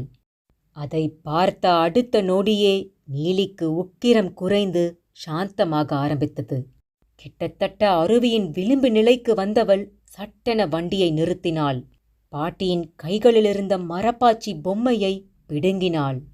அதற்கு மாறி மாறி முத்தம் கொடுத்தாள். பின் தன் மார்போடு அணைத்தபடி ஓவென அழ ஆரம்பித்தாள். அவள் அழுது முடிக்கட்டும் என பாட்டி காத்திருந்தாள். சரியாக அதே நேரம் தாமுவும் அருவிக்கரைக்கு வந்துவிட்டான். அங்கே கோமதி பதற்றத்தோடு நின்று கொண்டிருந்தாள். அவன் அம்மாவையும் அழைத்து கொண்டு அவனும் அருவியின் உச்சிக்கு சென்றான். அழுது ஓய்ந்திருந்தாள் நீலி. என் புருஷனுக்காகவும் நான் உயிருக்கு உயிரா நினைச்சுக்கிட்டு இருந்த இந்த மரப்பாச்சிக்காகவும் தான் இத்தனை வருஷமா இந்த காட்டுக்குள்ள பேயா சுத்திட்டு வந்தேன். நீலி, என்னை மன்னிச்சிடுமா. உன்னோட வாழ்க்கைய பறிச்சதுக்கும் உன்னோட அகால மரணத்துக்கும் நான் தான் காரணம். அன்னைக்கு உன்னை அடிச்சதுக்கு அப்புறம் எங்க அப்பா அவரையும் அடிச்சிட்டாரு. அன்னையில இருந்து அவர் திக்பிரம பிடிச்ச மாதிரியே இருந்து அப்படியே இறந்துட்டாருடி. மொத்தத்துல நீ செத்து நிம்மதி இல்லாம ஆவியா சுத்திட்டு இருக்க. நான் செஞ்ச பாவத்தை நினைச்சும் என் புருஷனோட சாவுக்கு நான் தான் காரணம்னு நினைச்சும் தினம் தினம் உயிரோட நானும் செத்துட்டு இருக்கேன். நான் செஞ்ச இந்த பாவத்துக்கு நீயே என்ன கொன்னுடு நீலி. பாட்டி பேசுவதை பொறுமையாக கேட்ட நீலி இப்போது பேச ஆரம்பித்தாள். என் வாழ்க்கைய கெடுத்துட்டு நீயாவது நிம்மதியா வாழ்ந்திருப்பன்னு நினைச்சேன். நீயும் வாழல. அவரை அல்பாயுசுல பறி கொடுத்துட்டு என்னை விட நீதான் ரொம்ப கஷ்டத்தை அனுபவிச்சிருக்க. உன் மேல கொலவெறியில இருந்தது உண்மைதான். ஆனா உன் கதைய கேட்ட பிறகும், நீ என்கிட்ட மன்னிப்பு கேட்ட பிறகும் நான் உன்னை கொன்னேன்னு வையி என் ஆத்மாக்கு மோட்சமே கிடைக்காது. நீலி, நீ எவ்வளவு நல்லவளா பெருந்தன்மையா இருப்பன்னு எனக்கு தெரியாம போயிடுச்சு. அந்த வயசுல பெண்களுக்கே இருக்கக்கூடிய கோபம்தான் எனக்கும் இருந்தது. என் புருஷன் எனக்கு மட்டும்தான் யாருக்கும் விட்டு கொடுக்க கூடாதுன்னு. அன்னைக்கு நான் மட்டும் எங்க அப்பா அம்மா கிட்ட சொல்லாம இருந்திருந்தா இவ்வளவு பிரச்சனையே வந்திருக்காது. அப்போது சரியாக தாமுவும் அருவியின் உச்சிக்கு வந்துவிட்டான். அவர்களை தொல்லை பண்ணாமல் பின்னாடி நின்று கொண்டே அவர்கள் பேசுவதை கேட்டான். ஆமா, நீங்க அன்னைக்கு அப்படி செஞ்சனால தான் என்ன கர்ப்பிணின்னு கூட பார்க்காம கட்டையாலே தாக்கிட்டாங்க. அந்த கூட்டத்துல இருந்தவங்க எல்லாம் உங்க அம்மா அப்பா கூட வந்த வெளியூர்காரங்க.